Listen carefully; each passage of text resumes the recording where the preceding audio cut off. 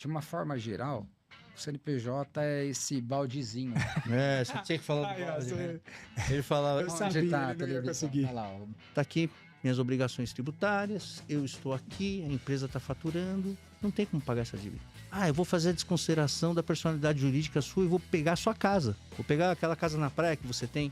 Não vai, não. Você praticou ato contrário à lei, você só foi incompetente. Eu preciso de um advogado para validar. Então, a partir do momento que eu faço um plano, que esse plano vai trazer economia, eu já preciso ter um cara desse do meu lado. Esse honorário, ele se paga no mês a mês 10, 20, 30 vezes. Então, o podcast tá profundo aí, presta atenção. Não assiste no 1.5, senão você não vai entender porra nenhuma. É 1.0 esse podcast, cara. Buenas, buenas, buenas! Seja bem-vindo a mais um podcast da Lente CNPJ. Primeiro de tudo, muito obrigado por estar aqui, para trocar essa ideia de empreendedorismo vida real. Cara, como sempre, vamos trocar essa ideia. Então pega uma cadeira, sente-se à mesa conosco para a gente falar de empreendedorismo. E mais, hoje, o assunto, cara, vai dar o que falar. Eu tenho certeza que sua cabeça vai sair daqui explodindo. Muita coisa. Vou aproveitar esse podcast aqui para tirar uma consultoria grátis aqui, porque eu tenho muitas dúvidas, eu tenho muitas coisas que uns falam que sim, outros falam que não, que eu quero tirar dúvidas aqui, que é sobre o universo tributário e também a gestão de crise dos negócios. Muitos negócios, principalmente por conta de uma economia tão pujante, forte e veloz que é o Brasil, essa economia que está brigando com os Estados Unidos aí pau a pau, só que não, né? Faz com que a gente tenha altos e baixos, um fiscal complexo, uma burocracia tributária gigantesca, um manicômio tributário, como a gente fala. Então, muitas vezes, a gente fica na mão do Estado, sendo que ele é o nosso maior sócio, mais sócio do que a gente, né? Porque muitas vezes ganha mais do que a gente. Então, é legal a gente trocar ideia, porque uma das coisas que eu sempre comento é que muitos empresários estão pagando mais imposto do que deveria. E isso dentro da lei. Então, a gente vai trocar uma ideia hoje sobre crise, sobre gestão tributária, e vai ser um papo que vai com certeza servir imediatamente para você colocar no teu negócio em prática ou te dar repertório para que se em algum momento você passar por isso, você ter subsídio de ir nos caminhos melhores. Cara, esse podcast é um curso, é uma aula, então estou muito feliz de apresentar para vocês doutor Dicisto. Bom.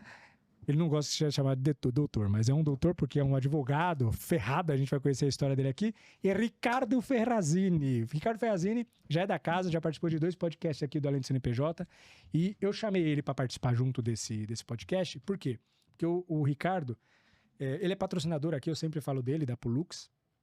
E ele faz gestão de crise, além de ter um braço tributário também muito forte. Então, para a gente falar de gestão tributária com um advogado tributário, que também vocês vão conhecer a história dele, além da parte tributária, tem todo o know-how incluso, a gente vai falar também de crise e como isso pode se complementar num momento delicado da vida do empreendedor, que com certeza absoluta você já passou, está passando ou vai passar. Empreender é feito de altos e baixos. Então, vamos lá. Antes de começar, muito obrigado por vocês estarem aqui. Estou muito feliz de trocar esse papo com vocês. O Dicisto é low profile total. É um cara que não tinha Instagram.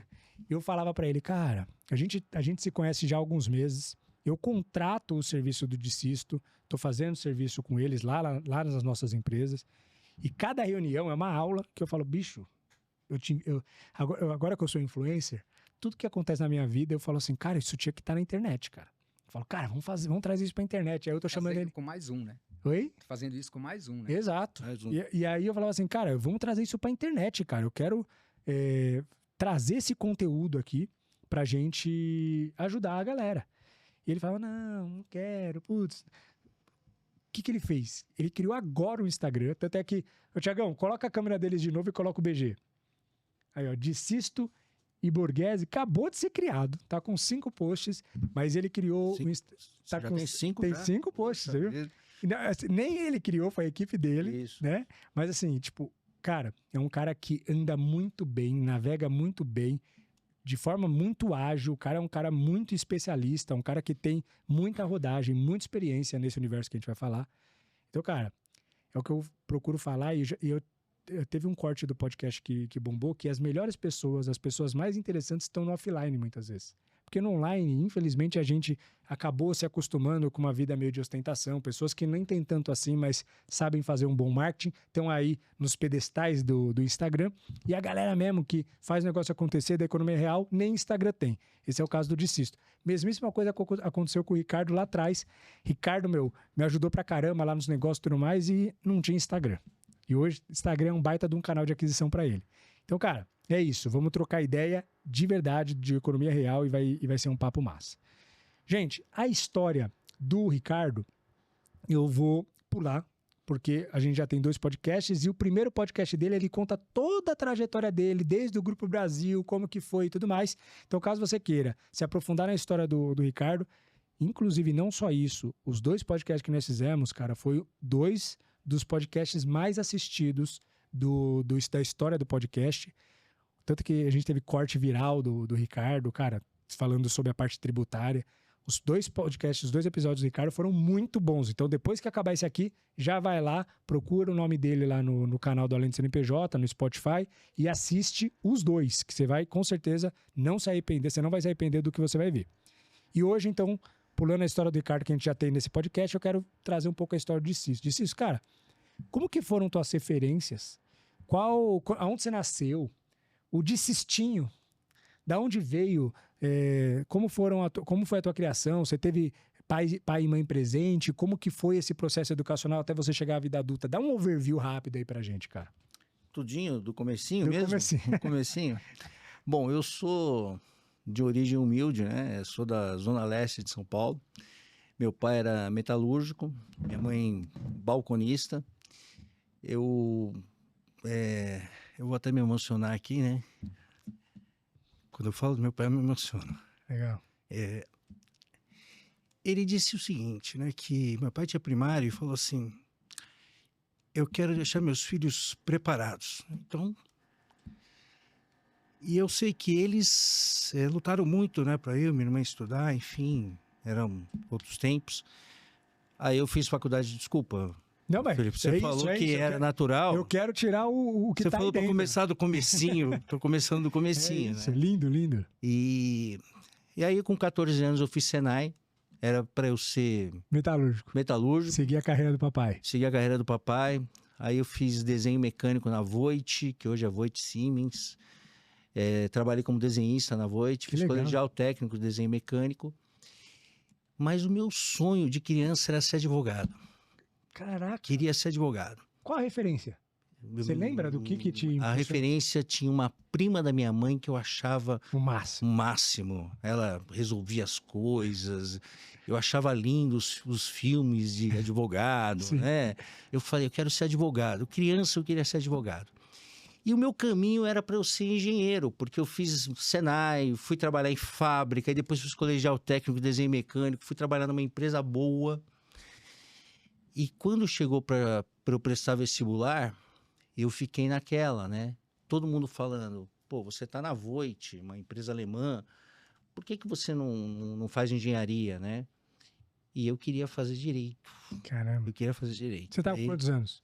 Eu tinha 18 anos, né? 18, 19, 18, né? Que eu entrei na faculdade. E é foda, porque você tá naquele momento que, assim, o moleque...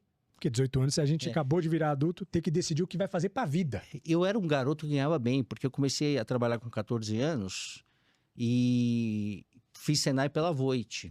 E o que acontece, né? Eu ganhava bem e tal, para um garoto, e o pessoal tinha um futuro, né? Aquela coisa. Plano de carreira. Aí a Voit fez um teste lá, eu passei, eu fiz... técnico em desenho mecânico na Voit, naquela época de Nanquim. Eu sou velhinho, né? Quantos você tem? Eu tenho 54. Caraca, bicho, não parece não, hein? Não, parece sim. Não parece não, bicho. Eu tenho 54. Então, eu fiz desenho mecânico, eu fui para a área de projetos da Voit, aí eu fui fazer colegial, e o pessoal, o chefe falando assim, ó, você vai fazer engenharia. Todo mundo faz engenharia. Porque tinha um futuro ali, né? A Voit era uma multinacional alemã, hoje é Siemens Voit. Enfim, eu ganhava bem. Eu tinha 18 anos, eu consegui comprar um carro. Caraca. Né? Porque... Então você já estava, tipo, aos olhos da sociedade, você estava mandando bem. Eu era um menino bem sucedido. E é foda, né? Porque mudar de carreira é dar um passo atrás. E vindo de uma família que não tinha posses. O que aconteceu? Na hora de prestar o vestibular, eu não fui prestar o vestibular de engenharia. Eu me inscrevi em engenharia e me inscrevi em direito. E eu fiz faculdade de direito. Caraca, mano. Quando eu passei em direito, primeiro corte que teve na Voit, me mandaram embora. Né? Porque já falaram, ele não vai seguir carreira, tchau. Aí eu comecei a procurar estágio, comecei a fazer... Eu queria ser advogado de qualquer jeito. Que legal. Né? Então, eu tenho aí um padrinho no direito, que é o Dr. Fábio Trombetti. Ele foi conselheiro da OAB, foi presidente da subseção de Guarulhos, foi meu primeiro estágio, né, que eu fiz em direito. Aí depois eu fui trabalhar num banco fixa e depois... E aí começa essa minha trajetória na área de direito tributário, que foi sem querer. Eu fui fazer estágio num jornal que não existe mais, hoje tem um valor econômico. Os mais antigos vão lembrar da Gazeta Mercantil. Sim, pô, famoso pra caramba. Famoso. É.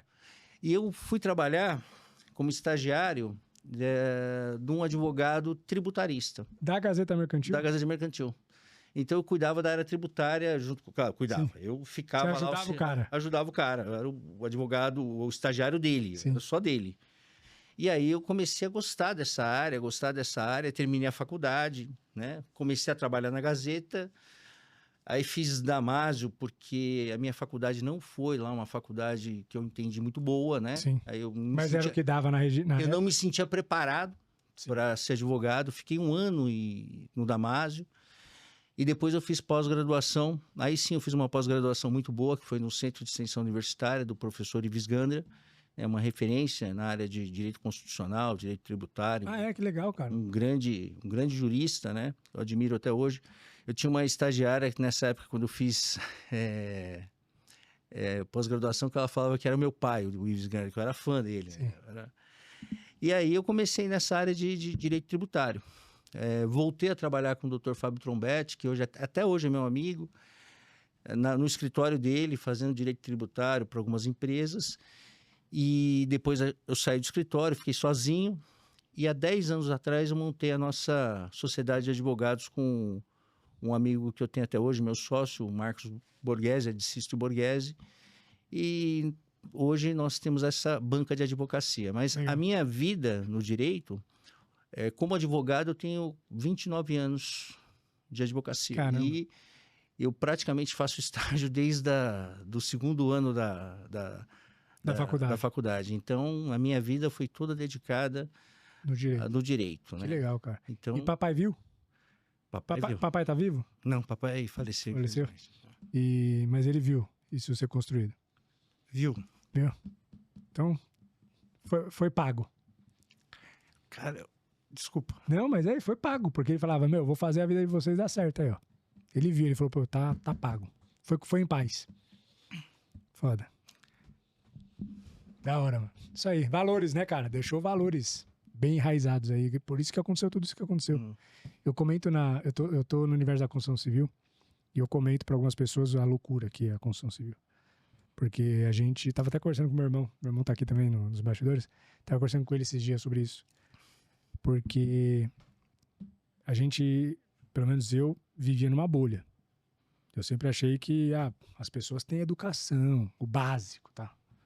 E quando você vai para a construção civil, você descobre que o Brasil é muito ignorante no sentido literal da palavra. Não é porque o cara é ignorante, não tem conhecimento, não teve base. E aí, eu comecei a reparar das pessoas que a gente contrata lá, a gente faz campanha de RH de violência doméstica para conscientizar os funcionários a não baterem nas esposas. Pra você entender a gravidade, assim, é uma coisa padrão da construção civil. Dependendo da piadinha, você toma facada. Assim, é uma coisa louca, né? Mas é isso. Né? A peãozada tem essa lei entre eles e tudo mais. E por que eu tô trazendo esse contexto para cá? Porque quando a gente contrata uma pessoa e a gente vê a conduta que ela tem, o fato dela estar começando a construção civil, aceitando os níveis salariais e tudo mais, ela está começando a vida dela. Lá de baixo, ela não teve condições na trajetória, chegou na vida profissional, precisa construir sua carreira. Só que uns são super dedicados, pensam em plano de carreira, pensam em aprender, querem crescer na empresa, etc. Outros estão nem aí. E quando a gente vai conversar com essas pessoas, que são bem pobres, não tem nada, os pais também não tiveram condição e deram... cresce na vida, sabe qual é a diferença desses dois perfis de pessoas? Pai e mãe presente. É surreal. O quanto, eu tô vendo na prática isso, o quanto família, independente se você tem dinheiro ou não, não importa. Tem cara lá que conta histórias de, assim, de muita vulnerabilidade social na sua infância. De, tipo, ir catar comida no lixo com a mãe pra comer. Mas a mãe tava lá presente com valores, e moleque, você vai estudar e tal, e o moleque tá voando. Não importa de onde veio, mas o fato do pai e a mãe estar presente, imputando valor na criança, a vida dessa criança não vai ser a mesma. Aí ele vai mudar de vida. Aí você vê os desviados, que é o cara... Dá dó, porque você vê que o cara não teve pai presente, aí a mãe abandonou, o cara já veio de um caos. E aí ele passou a só replicar o caos. Uma viagem isso aí. Por isso que eu falo de valores assim, cara. Os seus pais deram valores pra você sensacionais. Você falou, começa do comecinho, eu falei, isso não vai dar certo, cara. Porque é assim. Você vai ver no final. É isso aí mesmo. Eu falei, isso não vai dar certo, porque assim, eu acho assim, meus pais, todo mundo é fã do pai, né, e da mãe. Mas assim, o que eles fizeram por mim... Impagável, né? Impagável. Eu sou o que eu sou hoje... Graças a eles. Graças a eles. É isso. Né? Eu me lembro que uma vez, eu até falei, né, eu não tenho o direito de dar errado. É isso aí. Então vamos parar, porque senão daqui a pouco eu vou chorar. E é isso que eu falei, tá pago, bicho. Seu pai viu, tá pago. E se ele não tivesse visto, ele teria visto lá de cima. Mas tá pago. É isso aí. Você chegou lá. Você chegou, cara. Você é um puto de um cara bem sucedido, tributarista fudido, cara. É isso, tá pago, mano. Você pega pra ele que teve primário, né? Exato. Formar um filho advogado. Bem sucedido, empresário. Hoje, na verdade, é mais assim, todo mundo consegue, né, fazer faculdade. O pessoal mais antigo vai entender. Lá no passado era mais difícil fazer faculdade. Então eu me lembro que meu pai tinha um puto orgulho da gente. Exato. Era a minoria da minoria. Não, meu filho é advogado. Eu me lembro que um primeiro... Desculpa, tá tomando Não, mas tempo é isso, aí. eu quero ouvir isso. O primeiro casinho que eu peguei, eu tirei um primo que já faleceu da cadeia. Eu peguei um casinho... Resolveu o pior da família. Eu fiquei um sábado, nem era minha área, não entendia direito, eu tinha que entrar com o habeas corpus lá e tal. Eu fiquei um sábado fazendo e eu consegui. Nossa, aí meu pai na família ficou... Já era. Né? Aí ele chegou pra mim e falou, parabéns, viu? Caramba, você conseguiu fazer isso, eu tô muito orgulhoso de você. Olha que legal, cara. Então, isso é impagável. É impagável. Isso aí. Então, mas eles se esforçaram muito, né, para eu e minha irmã estudarmos e assim, a vida deles era uma vida diferente do que a gente tem hoje. O mundo enriqueceu, né? Total. Eu tenho 54 anos, a vida hoje é mais fácil, né? O capitalismo sistêmico, ele produziu mais riqueza. Ele hoje multiplica a riqueza. Ele multiplica a riqueza. Alguns dizem que ele divide riqueza, mas eles são socialistas. Mas ele multiplica. Data máxima vênia, né? Ouso divergir. É. Mas é isso daí. Essa é a minha história, resumindo, né? É isso daí. Se der pra gente resumir a minha história profissional. Deixa eu te fazer uma pergunta. Você, em 10 anos atrás, há 10 anos atrás, então, decidiu que além de advogado, você queria ser empresário. Sim. E aí se juntou com o Borghese. Borghese, certo? Isso. Tá. Como que foi essa decisão? Porque, assim, é um caminho óbvio o advogado vulgo profissional liberal começar a tua carreira prestando serviço para os outros, até para ganhar experiência, bagagem, e depois seguir para o empreendedorismo, ou não? Dá para seguir carreira em outros CNPJs? E por que você decidiu entrar no empreendedorismo? Felipe, é o seguinte, eu passei boa parte da minha vida sendo aquele advogado muito estudioso, né? Técnico, livros, cursos. Eu trabalhava de maneira artesanal. Eu fazia tudo. Era eu um estagiário e eu que fazia as petições, os recursos, etc. E eu era tributarista. Eu prestava serviços para empresas.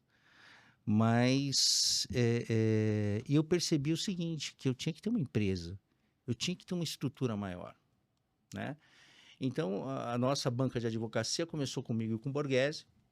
A gente montou lá o CNPJ, alugamos uma sala num prédio comercial. Depois de muito tempo de carreira, a advocacia, hoje numa sociedade, num mundo mais imediatista, né? Principalmente os jovens, né? Eles têm mais aquela pressa, né? eu falo, calma, paciência, né? Uma vez eu vi um podcast aí, o rapaz falou que quem tem paciência vence tudo. Paciência, você vai plantando, vai, né? Eu percebi que eu tinha que dar um passo, né? E depois eu fui percebendo que eu tinha que dar outros passos, né? E o Ricardo, até que é gestor, eu conheço, ele me abre os olhos que você tem que cada vez mais... Eu sei que o pessoal fala que a advocacia não é mercantil, enfim, mas você tem que ter, hoje, um escritório de advocacia, direito empresarial. Qual é o meu objetivo? É direito empresarial? Então, eu tenho que ter lá profissionais. Hoje, a nossa banca tem profissionais de todas as áreas para atender o direito empresarial. Que é amplo pra caramba. Que é amplo. Eu e o meu sócio, nós somos tributaristas, né? Nós estudamos direito tributário. Os dois são tributaristas? O escritório começou com direito tributário. Esse é seu core business. Aí nós vemos as empresas e nós perdíamos mercados para escritórios maiores que tinham tudo. Aí a gente falou, olha, vamos ter que ampliar, né? E aí fomos colocando os mais associados, enfim. Hoje nós somos um escritório de direito empresarial. Então vocês abraçam tudo. Atendemos tudo que uma empresa precisa. Inclusive trabalhista? Inclusive trabalhista. Legal. Né? Não me pergunta nada sobre trabalhista. Sim, você tem o teu time. Mas eu tenho o time. Que legal. Nós temos direito do trabalho, direito societário, direito do consumidor. Né? Que legal, bicho. Tudo que uma empresa precisa, nós atendemos. Que massa. Para poder estar no mercado. Né? A advocacia é um negócio também. É um empreendedorismo, né? E nós temos que trabalhar como empresa. Nós temos métodos e procedimentos. É isso que eu ia te perguntar. Quais foram... Quando o advogado saiu temporariamente, para dar lugar para a cadeira do empreendedor. Deixa eu sentar aqui e gerenciar isso aqui. Quais foram os seus desafios? O primeiro foi parar de peticionar. Sair da operação, né? Sair da operacional. Eu quase morri quando fizeram isso comigo. O Marcos é assim... O Marcos, eu brinco que... Eu vou fazer uma brincadeira, se for que podia ser. Fica à vontade. Eu falo que eu e o Marcos somos igual Elmo e Chips. Impossível comer um só, tá? Porque... Você falou para ser... Caralho, bem com a água na boca. Quase cuspi pra você. Porque o que acontece, né? Ele tem uma visão de negócio melhor que a minha. Eu era um advogado. Sim. Né? Ele é mais empreendedorzão. Ele tem uma cabeça, ele fez contabilidade também. Ah, que legal, E a contabilidade, embora ele não exerça, a contabilidade dá essa visão, né? Porra, total. Dá essa visão de empresa, de como tem que funcionar. Ele tem uma visão de negócio melhor que a minha. E ele também tem uma educação, né? Até por conta da história dele, diferenciada nesse sentido, né? Diferenciada nesse sentido. O pai dele foi contador também, né? Então ele tinha uma visão diferente. Né? E aí ele chegou para mim e falou assim, ele me chama de Zé, né? Ele falou, Zé, você não pode ficar fazendo petição, você tem que atender os clientes querem falar com você, os clientes confiam em você, né? Você tem que dar para mim fazer a petição, para a estagiária fazer a petição, enfim. E aí eu falei, mas Marcos, eu gosto, eu ia pro escritório de sábado, ficava fazendo... Você gostava daqui? Gostava de fazer a petição e tal, eu queria nas teses, enfim, né? Estudava... É um nerd, você era um nerd. Eu era um nerd, né? E ele tirou isso de mim e falou assim, olha, aí nós começamos. E ele realmente me abriu a cabeça. Entendendo mesmo. Entender que é o seguinte, a última vez que eu fiz um treinamento, né? Uma mentoria, o mentor falou para mim, disse isto, você não tem nem que atender os seus clientes, você tem que trazer negócios para o seu escritório. Total. Né? Você é a cara do escritório, você é o advogado sênior do escritório. Você é o canal de aquisição. Você pode até dar soluções e orientar a sua equipe a fazer as soluções. Mas e a sua equipe tem que entender o cliente. Você tem que entender o cliente quando é um caso assim... Maior, mais grave. Necessário, que necessita de uma atenção mais... Exato, é isso mesmo. Mais importante ali no caso. E foi aí que você foi construindo o escritório foi crescendo, foi construindo a vida empreendedora, né? Hoje vocês estão com quantas pessoas? Hoje nós somos em 14 pessoas no escritório. Pô, escritório grande, hein, cara? Pequeno, perto dos que tem por aí. Com gigantes, né? Com os gigantes que tem por aí. Mas hoje somos 14 pessoas. Pô, legal. Porra, top tua história, bicho. E funciona, né? Porque funciona. Eu utilizo muito, né? Não, e outra, de você tá atendendo a gente lá também, pô, top. Tudo que você precisa tá na mão, os caras são super ágeis, gosto muito do atendimento. E a parte tributária de vocês, modéstia à parte aí, você fala, mas, cara, é muito boa, cara. Comparado à visão tributária que eu já vi, a sensação que eu tenho, e aí sem merchan aqui, falando real, como depoimento de cliente, você vê vivência. Tudo que o DCIS vai falar de alguma... Quando você vai trazer um BO para ele, aconteceu isso semana passada, semana retrasada, mês passado, de um cliente que ele atende. É um cara que já viveu muito, assim, dessa trajetória tributária, que é um manicômio do cacete, meu. Puta que pariu. O trampo, cara. Porque é muito complexo, cara. É muito, muito, muito complexo. E eu falo que, assim, a minha trajetória empreendedora foi complexa porque até os meus 7 anos empreendendo, eu não ganhava dinheiro. Ricardo lembra disso aí. Eu trocava o almoço para vender, para comprar o jantar, e eu fazia dinheiro, só que eu não ganhava dinheiro. Quantas empresas fazem dinheiro no DRE por competência, mas não gera caixa? E eu lembro quando eu conheci o Ricardo me apresentou tudo isso que eu falo de DRE, essas coisas que me ensinou foi o Ricardo, lá atrás. E aí, quando ele me mostrou que, pô, a empresa dá dinheiro, só que tem que melhorar aqui, apertar tais botões, eu falei, puta que pariu, porque ninguém me apresentou isso antes. Então, conforme você vai crescendo, você é obrigado. E aí, eu tô olhando pra você prestar atenção nisso aí. Conforme você vai crescendo, você é obrigado, cara, a se profissionalizar. Eu brigava com isso. Eu achava que eu tinha um financeiro bom porque o meu fluxo de caixa era bem organizado. E nem imaginava que era DRI. E conforme você vai crescendo também, não adianta você achar que, cara, você vai ficar nesse Simples Nacional e vai ficar, sabe o quê? Ah, não, vou estourar. Pega a mãe, abre o CNPJ na mãe. Pega o pai, CNPJ no pai. E começa a virar essa salada que você cria aí, que no final você acha que você tá ganhando dinheiro, tá perdendo dinheiro. A gente vai falar disso aqui. Porque quando você começa... Se você precisar abrir um segundo Simples Nacional para dividir faturamento, possivelmente você já chegou num nível que mesmo fazendo isso, que tá errado, se pegarem, você se ferra, mas mesmo fazendo isso, que é o jeito errado, você paga mais do que deveria. Porque se você faz um planejamento tributário, você economiza bastante. E o DCIS é especialista em outras áreas também. O Ricardo trabalha muito bem com crise e muitas vezes surfando essas teses todas apoiados pelo DCIS. Então é isso que a gente vai começar falando aqui. Então, gente, o que é... Quero começar perguntando para os dois, assim, a gente vai bater... Aqui é uma mesa redonda agora, tá? Quando eu faço caixinha de pergunta no Além do CNPJ, eu falo assim, cara, você tem que fazer um planejamento tributário porque você tem que fazer um processo de, através de elisão fiscal, conseguir economizar impostos e tudo mais. E essa palavra sempre gera um problema lá para a internet, porque muita gente não sabe como funcionam o mundo tributário e nem o teor das palavras. E como eles ouvem algumas vezes evasão fiscal na TV Globo, eles acham que eu estou falando alguma coisa lá errada. Qual é a diferença de elisão fiscal e evasão fiscal? Existe diferença? Qual é a diferença? O que é cada uma das coisas? Dá um overview aí pra gente. Ricardo, vai lá, Ricardão, para você falar um pouquinho. Cara, elisão fiscal pode, evasão fiscal não pode. Ou seja, evasão fiscal é crime, elisão fiscal é planejamento tributário. Então, de uma forma bem simples, elisão fiscal é você utilizar todas as artimanhas e os subsídios que a própria lei te beneficia para você pagar menos tributo, gerar menos tributo, ser mais competitivo e, às vezes, ganhar o dinheiro que você não consegue ganhar.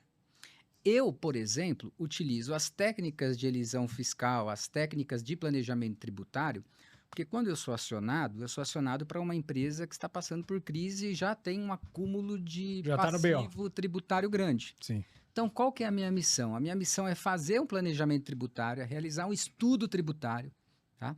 Às vezes com 1, 2, 3 CNPJ, dentro de um grupo econômico ou não. Isso é caso a caso. Muitas não vezes, tem uma receita de bolo, né? Não tem uma receita de bolo. É um trabalho totalmente customizado.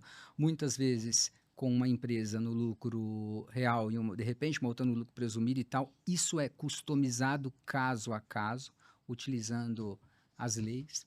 A partir do momento que a gente faz um planejamento tributário internamente, a gente utiliza um jurídico para validar. Muitas vezes é o DCISTO, porque o DCISTO é tributário de diversos clientes meus, para validar ou não. E daí para frente a gente faz um trabalho, consegue otimizar esses desembolsos com tributo e deixar a empresa ok, né? Não com dinheiro suficiente para pagar de uma vez o passado, mas consegue deixar com o resultado no final ok. Que é o que nós já falamos outras vezes, qual que é a minha missão? Transformar a empresa no mês a mês, geradora de caixa, independente do valor. Ah, mas eu tenho 10 milhões de dívida tributária. Esse é um outro papo. Aí eu aciono um advogado especialista. Doutor, estuda como que nós podemos alongar essa dívida aqui abaixo da sobra, que é a minha capacidade de geração de caixa, tá? Só que tudo isso é elisão fiscal. E elisão fiscal, aí tecnicamente eu vou pedir a ajuda dos...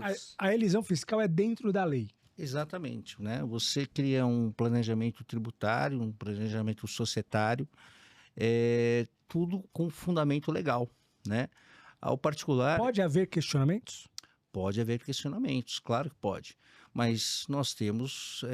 Você se fundamenta. Fundamentos para apresentar uma defesa e validar aquilo que nós fizemos, né? Que nós não, que o Ricardo faz, que ele faz muito bem, por sinal.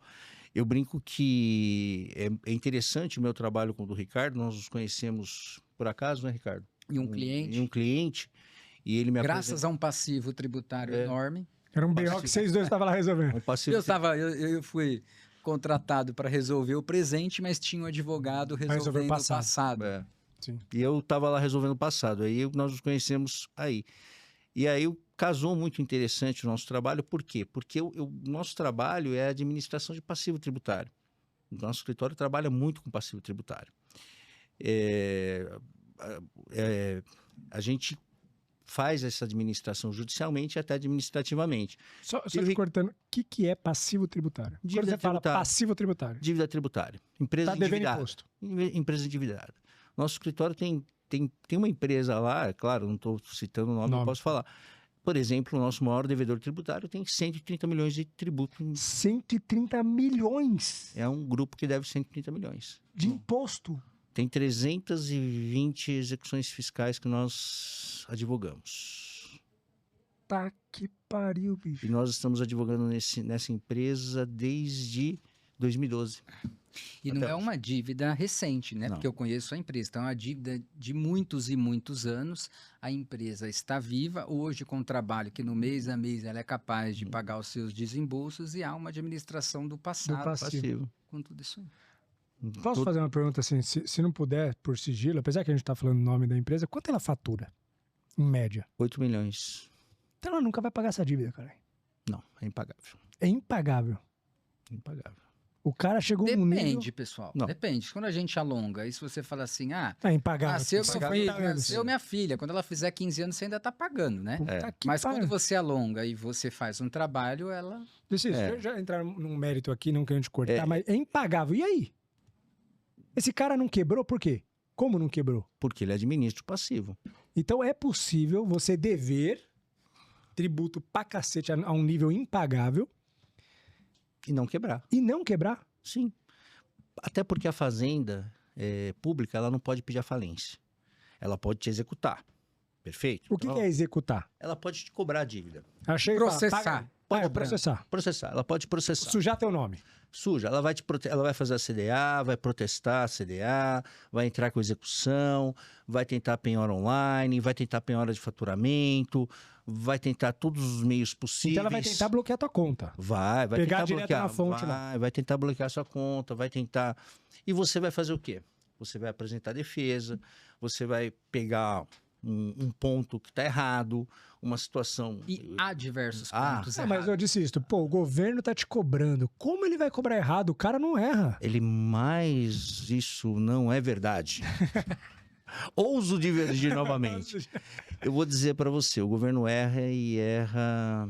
Muito. Muito e de cobra errado. Propositada até. Proposital? Sim, não há lealdade. Peraí. Tá falando que o governo cobra errado imposto do empresário de maneira proposital? Sim. Ele sabe que é inconstitucional. Leis inconstitucionais sempre foram criadas. É a letra miúda do marketing? Vai ter alguém questionando, mas se paga. Vai. Senão, essas teses todas tributárias não chegariam até o STF e o contribuinte teve uma recente, o ICMS na base de cálculo do PIS e COFINS. Quantos anos o Estado ficou cobrando isso. O Estado, que eu quero dizer, é o seguinte, né? O Estado, que eu digo, a União Federal, ficou cobrando isso e discutindo isso no juízo, e no final era inconstitucional. E aí quem vai atrás? Pouquíssimos, para restituir. Entendeu? É isso. Passaram-se décadas discutindo isso. Até porque também não é nem... Estou dando um exemplo... Um exemplo de vários. Né? Vários. E até porque não é nem... Quando fala de maneira proposital, não é nem de maneira desonesta, eu diria. Não. É porque é uma loucura. Que parametriza um sistema e vira o quê? Uma interpretação. O que precisa de muita conversa e briga e discussão para chegar num consenso. Por que existem as teses tributárias? Por que autos de infração são anulados? Caramba. Né? Porque o fisco erra. O fisco cobra de maneira injusta. Cobra de maneira fora... Ilegal, porque sim, é ilegal. Fere a lei, legalidade. Ou fere a lei complementar, ou fere a Constituição. O tributo ele é criado por lei ordinária. Né? A Constituição, o que ela faz? Ela dá as competências. Ela dá competência para os estados, para os municípios e para a União criarem os seus tributos, os seus tipos tributários. Sim. Essa competência é exercida pelos legislativos locais, certo? Da União, dos estados e dos municípios. E aí, essa lei ordinária, muitas das vezes, extrapola a Constituição, extrapola essa competência. E aí os tributos são cobrados. Caralho. A máquina começa a funcionar, o Estado precisa funcionar. Vai moendo. E aí vem todo essa discussão judicial. Você pega lá uma empresa com um passivo tributário enorme e você vai e faz uma análise. Assim como o trabalho dele faz uma análise da contabilidade, enfim. Quando você pega um passivo, você não pega e fala, é 150 milhões, toma. Não. Deixa eu ver o que é válido aqui. O que tem de tributo, quais as espécies tributárias que estão sendo devidas, né? Quais as situações, e você analisa todo o passivo. Olha, aqui tem como questionar isso, aqui tem como questionar aquilo, né? Aqui tem essa situação. Quer ver uma matéria que é muito comum? Auto de infração, né? O que é auto de infração? Auto de infração, por exemplo, quando você pratica, sim, um crime tributário, né? O empreendedor foi lá e teve... Tem uma diferença. Uma coisa é você, por exemplo, apurar o tributo, declarar e não pagar. Tá? Isso não é crime. Isso não é crime. Ou até mesmo um erro pode gerar um auto de infração. Um erro. Por um erro, você omite uma receita e gera um auto de infração. Aí é crime. Aí é crime. Tá? Por mais que questionável, defensável, crime. Calma que... Para ser crime, o crédito precisa estar constituído. Então, como é que isso acontece? Não quero ser juridiquês aqui, mas surge lá o fato tributável no mundo fenomênico e você não declarou, omitiu por um erro, enfim. Aí o fisco tem 5 anos para lançar. Tá? Ele vai lá no finalzinho e lança o tributo através do quê? De um auto de infração. Opa, você não pagou lá atrás disso. Não pagou lá atrás disso aqui. Só que é o seguinte... Ele cobra juros do que aconteceu lá atrás até aqui. Por exemplo, 5 anos atrás ele vai cobrar juros. Dependendo do tamanho do que você errou, tá Só que esses juros não são devidos. Estou dando uma questão que a gente utiliza nas defesas. O Ricardo até viu. Nem fala isso, pelo amor de Deus. Não são devidos. Eu já vou ficar puto aqui, meu. Porque eu tenho história. Sabe por quê? Por que não são devidos? Porque é o seguinte, eu só posso cobrar juros de mora depois de constituído o crédito tributário. E o crédito tributário ele só é constituído com auto de infração. Quando surge o fato, a hipótese de incidência do tributo, no mundo fenomênico, que é o fato gerador, não tem crédito tributário, tem obrigação tributária. A obrigação tributária vira crédito quando há o lançamento, o auto de infração. Se ele fez isso no 5º ano, ele tem que cobrar do auto de infração até o momento da... Os juros é dali para frente. Puta, mano... Você quer uma outra coisa? Mano... Eu vou dar um exemplo, porque isso eu tenho no escritório. Peraí, rapidão. Mas eles sabem disso? O quê? O governo sabe disso. Sabe. Ele mete o louco. E continua fazendo. Mano... Enquanto não houver uma decisão... É como eu digo, é automático, parametriza no sistema. Então eles fazem isso, mas eles fazem... Porra. Enquanto não houver uma decisão, tá? De repercussão geral, sim, no rito dos recursos repetitivos por parte do STJ, por parte do STF... de grande repercussão. Então, a União, os estados e os municípios não estão vinculados a uma decisão judicial, outra, ou a jurisprudência sobre o assunto. Eles não estão vinculados a isso. Tá solto. Eles continuam fazendo. Tá solto. Quer um outro exemplo? Eu tenho lá um caso no escritório que o meu cliente sonegou. R$1 milhão ele sonegou. Você sabe de quanto é o auto de infração? 12 milhões. Meu Deus do céu. Multa. Então, basicamente, o cara não pagou, deixou de emitir nota, não, aí ele quer fugir. Ele quer fugir do crime. Ele tem o direito. A lei permite que, se ele pagar ou se ele parcelar, suspende a pretensão punitiva ou extingue a punibilidade do crime tributário. Ele quer pagar, mas como ele vai pagar 12 milhões? Se o fato é um. É um. Sim. Se ele pôs no bolso 1 milhão, ele roubou 1 milhão. Sim. Crime. Sim, praticou um crime. Roubou 1 milhão, sonegou uma milha. Ele sonegou 1 milha, né? Ele causou esse prejuízo ao erário público. E o governo quer pegar 12. 12. Juros abusivos, hein? Além dos juros, a multa. A multa não pode passar 100% do valor do tributo, porque já é a multa punitiva. Essa matéria está no STF. Tem uma jurisprudência disso aí? Tem. Não pode passar de 100%. Esses dias mesmo, um cliente nosso conseguiu uma liminar com base nessas 2 teses que eu te falei aqui. Uma liminar suspendendo a exigibilidade do tributo. Caralho, mano. Mas, cara, assim, sem brincadeira, eu conheço vários. Teve casos comigo de erro de contabilidade, a gente não pagar tributo. Depois for ser pego e os juros veio batendo e a gente pagou. Por isso que eu tô puto. Só que é coisa do passado. E tem casos, assim, de amigos meus. Eu não sabia que, assim, se o governo pegou... Por exemplo, fiz uma cagada 5 anos atrás. O cara vai e me mete um juros altíssimo. Não, mas quando você descobriu? Agora. Então, é do momento que você descobriu até agora que você vai me cobrar juros, cara. Não, mas o que acontece é o seguinte, você não pode pagar mas você está devendo há 5 anos atrás, desde lá você não pagou. Só que é o seguinte, eu não posso pagar pela inércia do Estado. O Estado que tinha o dever de fazer uma homologação. De ter visto isso antes. Ele não fez, agora você me cobra juros daqui para frente. Ele disse isso, aí como que funciona? Eu estou dando exemplos. Total. Tá? Eu dei alguns exemplos de questões, cara, de práticas que eu entendo que são irregulares e corriqueiras por parte do fisco. Total. Tá? E de maneira geral, claro. Sim, né? sim. E como que funciona assim, ó? Beleza. Já entendi como funciona esse universo e já entendi que o Estado erra. Sim. Quando eu falo aqui ainda no podcast, normalmente você empreendedor tá pagando mais do que deveria. Como que eu falava isso na minha cabeça? Dá pro cara ir por esse caminho, por esse caminho, por esse caminho. O cara tá indo por esse, é o mais caro. Então, quando eu falava que você poderia economizar pagando menos impostos, era você tá escolhendo o caminho errado. Mas mais que isso, independente de qual caminho você siga, é capaz de você estar sendo onerado por erro do Estado te cobrando mais caro. Sim. Então, puta, eu devia ter te contratado antes. eu acho que eu perdi tempo. Porque, cara, é real.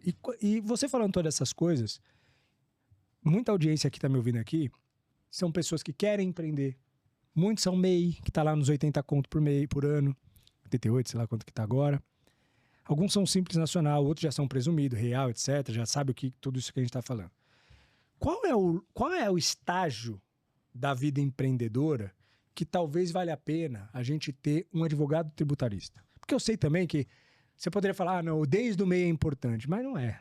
Assim, não é que não seja, mas assim, o cara não tem dinheiro nem pra ele, tá lá ganhando o salário dele, ainda ele é pequenininho. Com o Simples Nacional, será que o Simples Nacional, pela simplicidade da coisa, dependendo do quanto ele fatura, vai ter... Ele vai ter vantagem com o teu serviço conseguir reverter impostos e tudo mais? A partir de quanto, mais ou menos, pro cara que tá nos escutando, balizar que, esse momento aqui vale a pena ter um tributarista? Olha, eu acho o seguinte...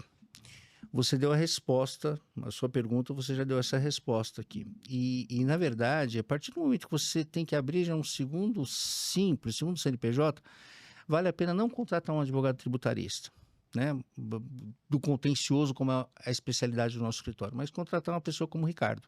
Já para planejar. Para planejar, para não ter passivo. Sim. Entendeu? Para se antecipar. Porque, normalmente, esse passivo que eu tenho que, às vezes, administrar... Ele acontece, estou vendendo aqui seu peixe. Hein? Caramba, meu. Vendeu o seu também. Vai ganhar comissão, hein? Pede comissão. Esse passivo que ele... Por que eu indico o Ricardo, às vezes, para os meus clientes? Porque eu chego para eles e falo assim, olha, o cara chega lá com 12 milhões. Eu falo, olha, aqui a gente vai fazer isso. eu consigo abaixar, eu consigo fazer isso, eu consigo evitar que a dívida, uma coisa importante para os empresários, né? A preocupação da dívida aí para o CPF.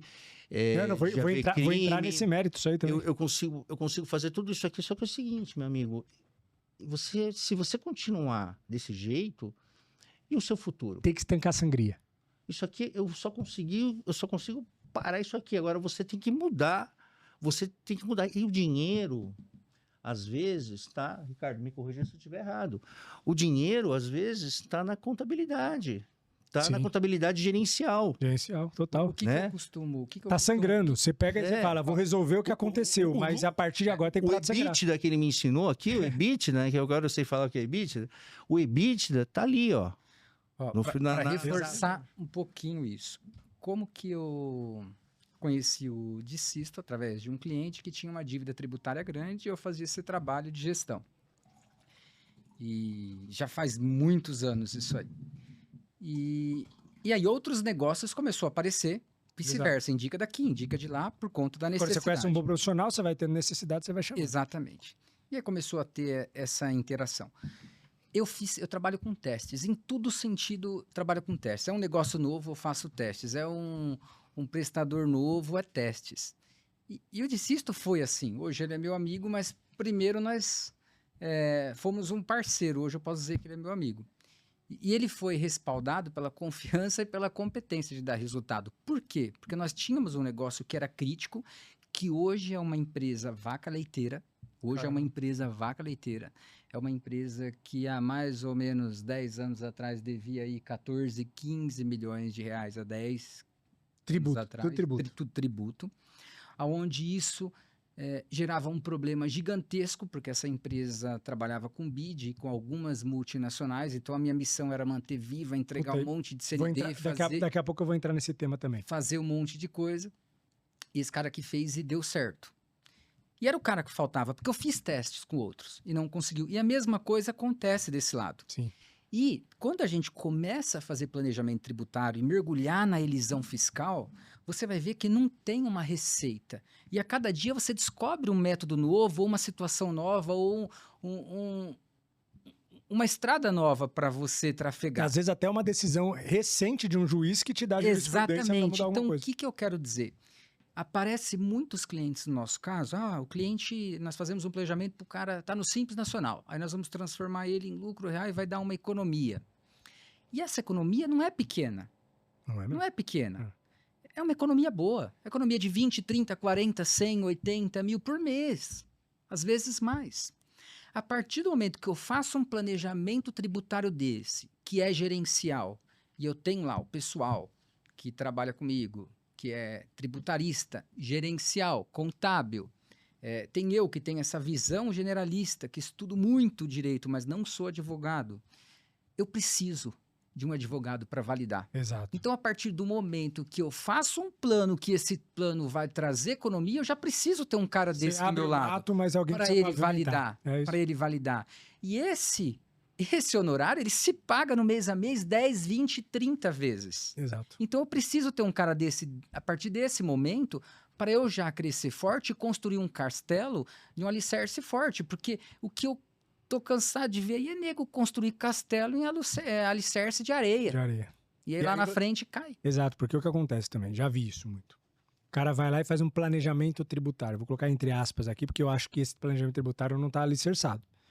Aí o cara começa a pegar tese, um monte de coisa da cabeça dele, de um amigo que falou e etc. E começa a construir toda uma empresa que começa a crescer, dá certo, dá bom, começa a dar lucro. O cara começa a crescer na vida dele, abrir empresa, filial. Quando vai ver, cara, o fisco pega, acha um BO de uma coisa que ele deixou o rabo preso, deixou coisa pra trás, e quando vai ver, puta, tá ferrado. Que é a hora de ele chama de desesperadamente lá, fala, me salva. Mas, cara, não precisa ser assim. Dá pra você fazer isso antes, que é o que o Ricardo tá falando. Você pegar a sua situação, criar uma rota, estruturar com o jurídico, para justamente, caso venha qualquer questionamento futuro, tá aqui. Tá aqui, ó, resolvido. E tem uma coisa aqui que você faz muito bem, que é o quê? Que falta na nossa educação, porque quando nós estamos na escola, principalmente o ensino público, eu não lembro em nenhuma vez de aprender, de falar sobre empreender, coisas do tipo. Imposto, que você acha que ICMS não tinha que ser não, mas olha só. Não, mas o que é ICMS? Onde eu quero chegar? Não dá para você fazer tudo. Então, por exemplo, um médico que tem uma clínica com diversos médicos, ele tem uma empresa? Tem. Um advogado com um escritório de advocacia com 30, 40 advogados, ele tem uma empresa? Tem. E assim por diante. E eu costumo dizer sempre, falei para você, e eu tenho isso gravado com você.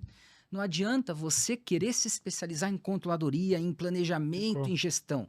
Você tem que ter uma pessoa forte do seu lado. O empreendedor precisa empreender. Eu costumo ver que o empreendedor, principalmente no início, quando ele dá que ele passa daquele primeiro nível de explosão de ganhar dinheiro, às vezes você conversa com ele e muitas vezes fala, não, eu não vou deixar ninguém administrar minha empresa, eu faço. Só que o pessoal tem que entender que empreender é uma coisa, administrar é outra.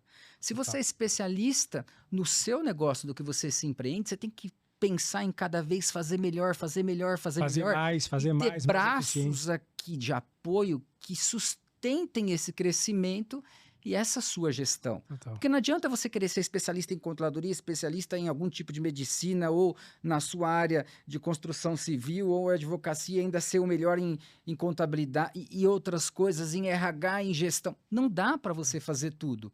Então, você precisa desse apoio para você conseguir crescer sustentável. Exatamente. Sabe o que acontece? Se o cara ficar muito na paranoia de se especializar nas coisas, ele pode até ficar bom comparado com a média empreendedora. Comparado a um especialista, sempre ruim. Porque o cara viveu e vive aqui. Não vai ter casos como ele teve a vida inteira, se dedicou a vida inteira para isso. E aí, no final, quando ele olhar para a empresa dele, tá estagnada. Ou se já não morreu porque o bonde passou.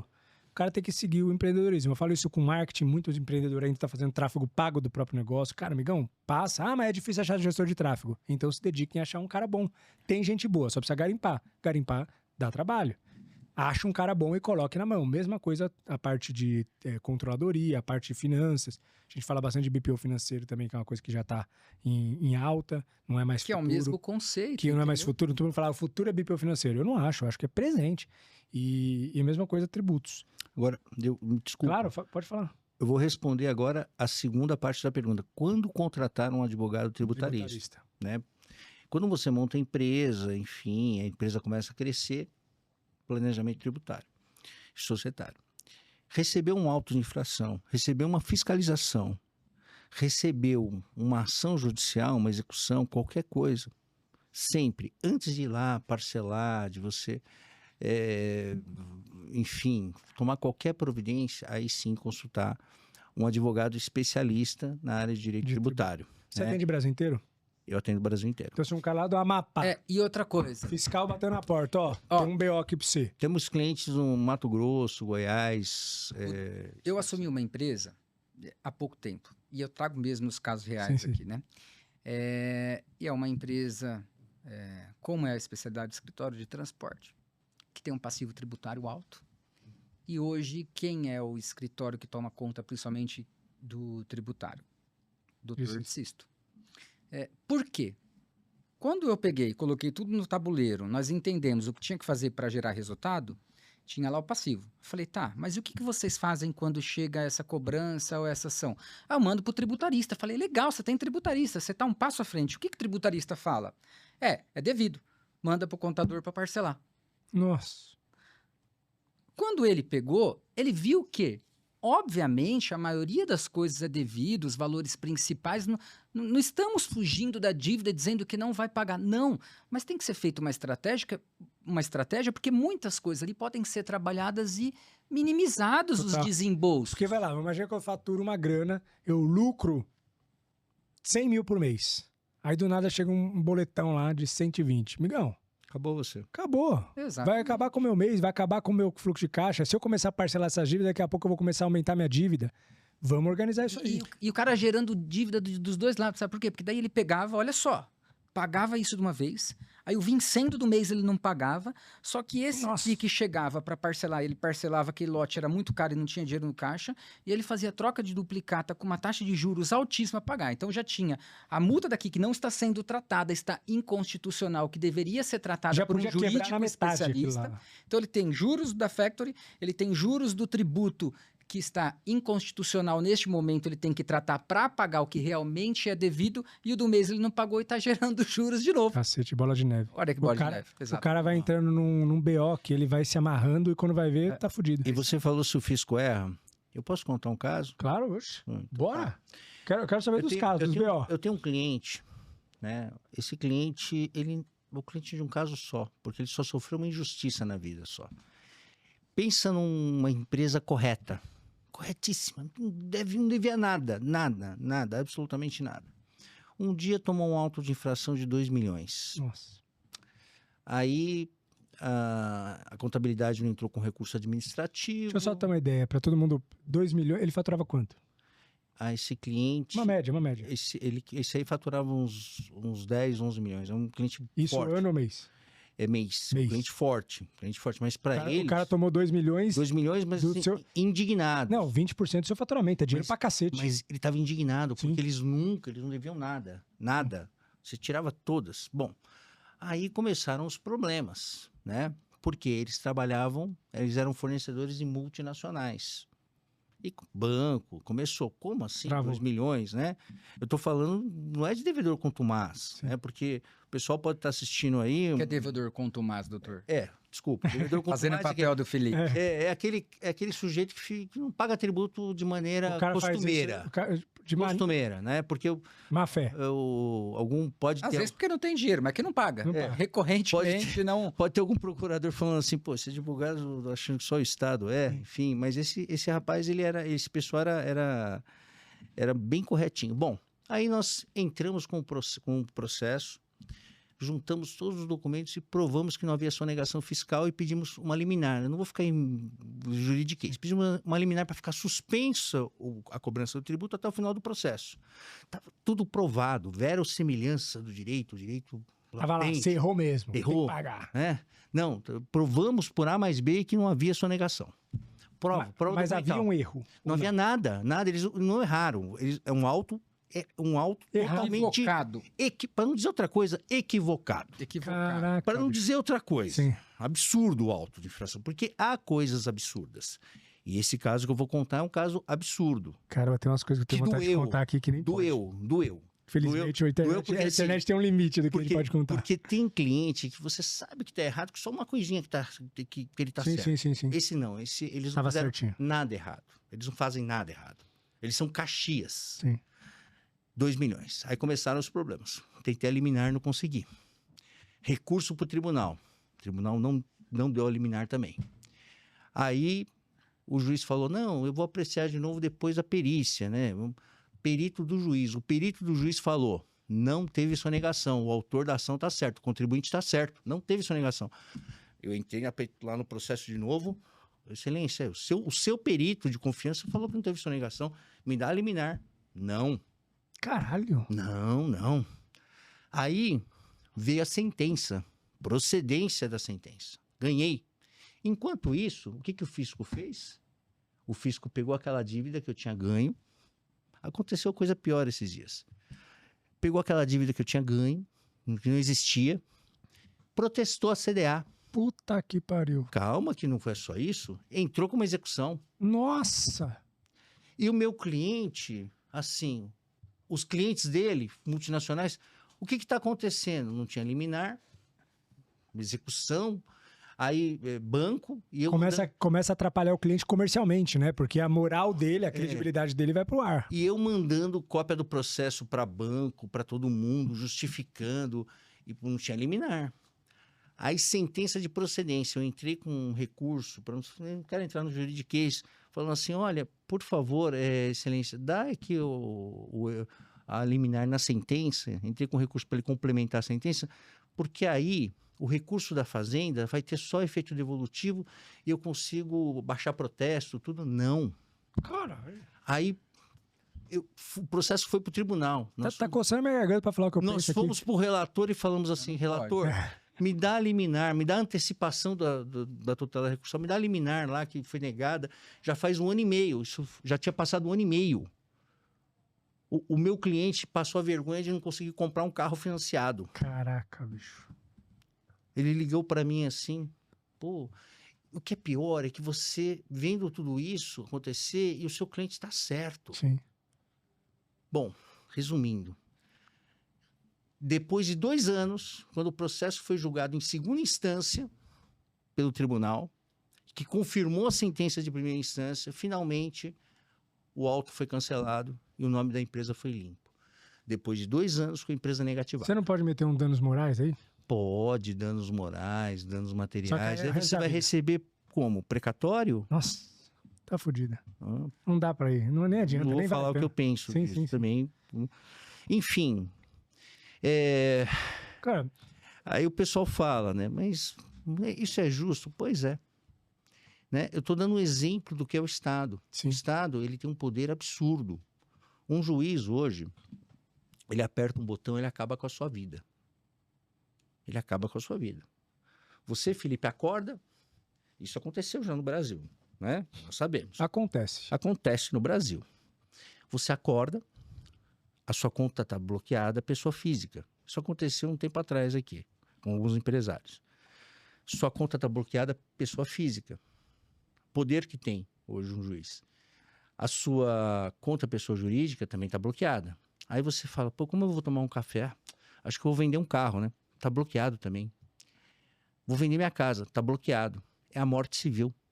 Caralho. É a morte civil. Você tá travado. Né? Quer ver outro exemplo de coisas... Cara, dependendo do juiz, até exclui aplicativo, acredita? Acontece. Passa. Acontece também. Vai ser Então, cair esse episódio. Então, o que eu quero dizer para vocês, assim, hoje o judiciário tem um poder enorme nas mãos. Total. Né? O direito, ele é um instrumento de poder. E o advogado, hoje, tributarista, diante desse poder do Estado, desse poder estatal, ele é o defensor do cidadão, ele é o defensor do contribuinte, sim, do mais fraco nessa relação. Que às vezes não tem nem voz. Não tem nem voz. É. Né? Então, eu estou dando um exemplo.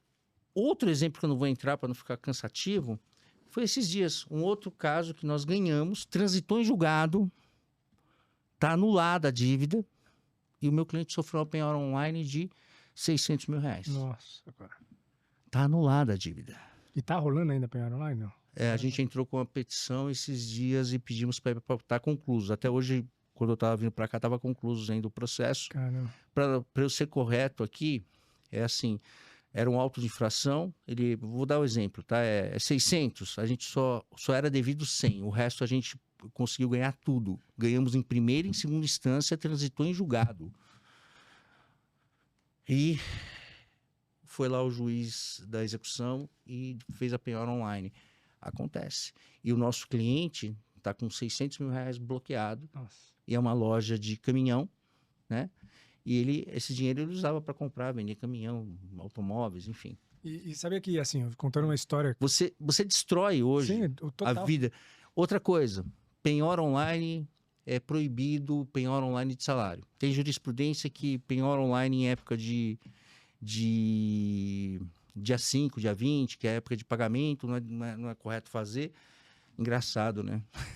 Todo dia 20, todo dia 5, são os dias que mais acontecem em penhora online. É mesmo? É. Que é onde você pressiona o cara. Aí, você pressiona. E aí, numa insegurança dessa, como que você não vai ter um advogado tributarista desde o seu primeiro dia tem assim, entendeu? Tem ainda um risco. Aconteceu na Argentina, num shopping na Argentina. Entendedores entenderão. Aconteceu num shopping na Argentina que um cara tinha uma loja dentro do shopping, o fiscal do shopping chegou lá e falou assim, você está abrindo a vitrine errada. A vitrine não é assim que tem que ficar.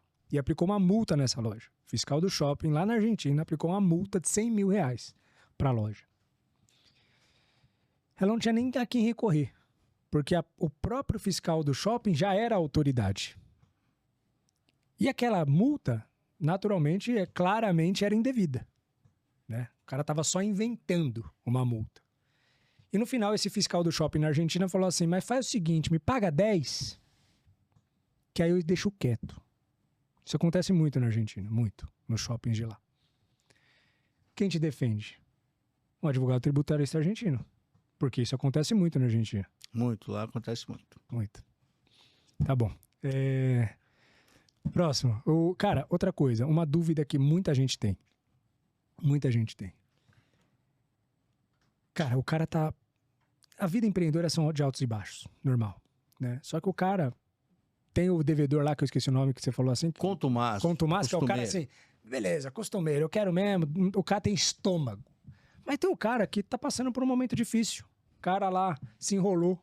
Já aconteceu no passado de eu, no Simples Nacional, quando eu era simples ainda, tava atrasado, tava pegando empréstimo para fluxo de caixa. E o meu contador da época, muito perspicaz, falou assim, cara, mas você vai pagar um juros mó alto, atrasa o DAS. Eu falei, não, mas eu não posso atrasar o DAS. Ele falou, pode, pô. Aí você vai lá e parcela, tal. Eu fiquei 3 meses atrasando o DAS. Depois eu peguei a dívida e parcelei com juros bem menor. E aí o que eu fiz? Eu me financiei em cima do DAS. Foi muito mais barato. E é possível, dentro da lei, tudo certo. Mas o cara às vezes está, como aconteceu comigo, o cara às vezes está com um problema. E aí ele tem lá um dinheiro na mão e 2 dívidas que exige aquele dinheiro dele. Eu pago o quê? O imposto ou pago o meu fornecedor? Se eu não pagar o fornecedor, o que acontece? Trava a minha operação. Que é uma das coisas que a gente estava até falando. Cara, dá para se financiar em cima de impostos até que momento, ou só no DAS, lá no Simples Nacional? E como que funciona isso? Porque, por exemplo, eu, no meu universo da construção civil, toda obra grande que eu vou entrar, eu preciso mandar todas as certidões do mundo. Esse é um problema. Se eu tô ferrado financeiramente, aí você fala assim, não, eu prefiro pagar o fornecedor, porque eu pago o fornecedor, porque senão trava a minha operação. Mas a partir do momento que eu atraso o imposto me protesta, o Estado me protesta, isso trava minhas certidões, eu também travo a minha operação, porque eu paro de vender para cliente. Como que funciona gerenciar uma dívida tributária, sendo que as certidões travam a minha operação comercial? Como que funciona isso aí? E dá para e dentro disso, existe algum jeito de não travar? Como se financiar? Como fazer isso de maneira que você consiga usar os impostos para financiamento? Vou falar gerencialmente, sem a visão do advogado. Depois você complementa. Tá. Primeiro é o seguinte. Se é questão de podcast vida... tá profundo aí, presta atenção. Não assiste no 1.5, senão você não vai entender porra nenhuma. É 1.0 esse podcast, cara. Primeira questão, é questão de vida ou morte. Se eu não pagar o fornecedor, eu não tenho material para eu vender, por exemplo, e eu não posso pagar o tributo. Primeira análise que você tem que fazer, isso é uma situação temporária? Porque qual que é o objetivo principal de um negócio? Gerar lucro. Sim. Se eu não sou economicamente viável, repense. Eu passo a ser um devedor contumaz e eu preciso repensar a minha vida e o meu negócio. Primeiro ponto. Agora, se você está vivendo uma fase ruim, você tem a competência do seu negócio, você sabe que você vai retomar... você vai se reerguer, né? Que você vai se reerguer, você já tem o seu relacionamento com os fornecedores que você compra matéria-prima ou material para revenda e seja o que for, não é pecado nenhum você não pagar. Você não vai pagar, vai chegar no dia de vencimento, você não vai pagar, você vai pagar multa e juros conforme o mercado, depois vai parcelar e você vai fazer isso o tempo que você quiser, até que isso vire um processo e, obviamente, você tem que, num determinado quando período... Você fala processo, é o cara te sujar o nome. Te sujar o nome, virar um processo judicial, que vai virar, depois ele vai falar. Agora, dentro desse período, você tem que colocar uma data de corte. Porque você não pode falar, eu vou me financiar para sempre dos impostos.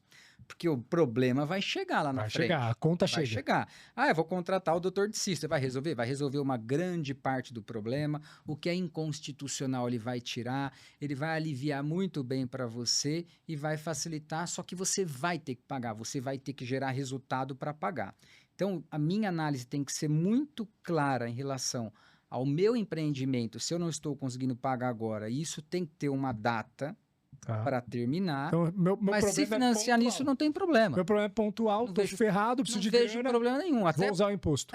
Até porque às vezes você vai escolher, eu não vou pagar inclusive o fornecedor A para pagar o B, amanhã eu pago o B, não pago, e assim por vida diante, de empresário. Você vai pagando isso, é vida de empresário. É que muita gente fica com esse medo do empresário, que até tem tranquilidade de ligar para um fornecedor parceiro e fala, cara, segura mais 15 dias e tudo mais, mas o boleto do imposto, ele fala, se eu parar isso aqui, eu tô fudido. Doutor, o imposto é alto, o outro juridicamente, isso que eu respondi, sim, não tem nada de legal, certo? Não tem nada de legal.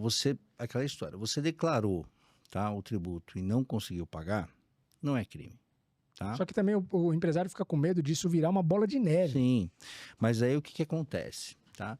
É o que o Ricardo falou, você vai pagar Selic, se for inscrito em dívida ativa vai ter multa, né? Mais honorários advocatícios, pode ter um protesto da CDA. Você falou uma questão que é muito importante, que é uma questão de uma empresa que precisa de certidão. A empresa que precisa de certidão, ela tem um probleminha a mais. Aí eu falo o seguinte, tá, você não vai pagar tributo, tá difícil, o que é que a gente pode não pagar e a gente pode judicializar e ter êxito?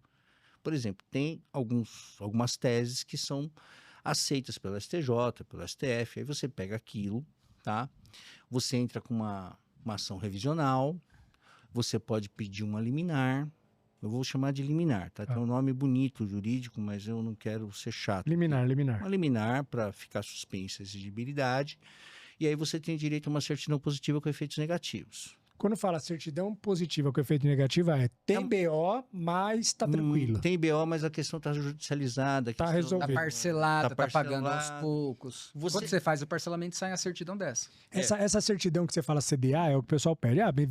Pega a sua CDA, é isso? Não. A CDA, não, a certidão, quando eu falo, você falou que tem... Certidão negativa. Negativa. CND, verdade. CND. Então você entra com essa ação, consegue eliminar...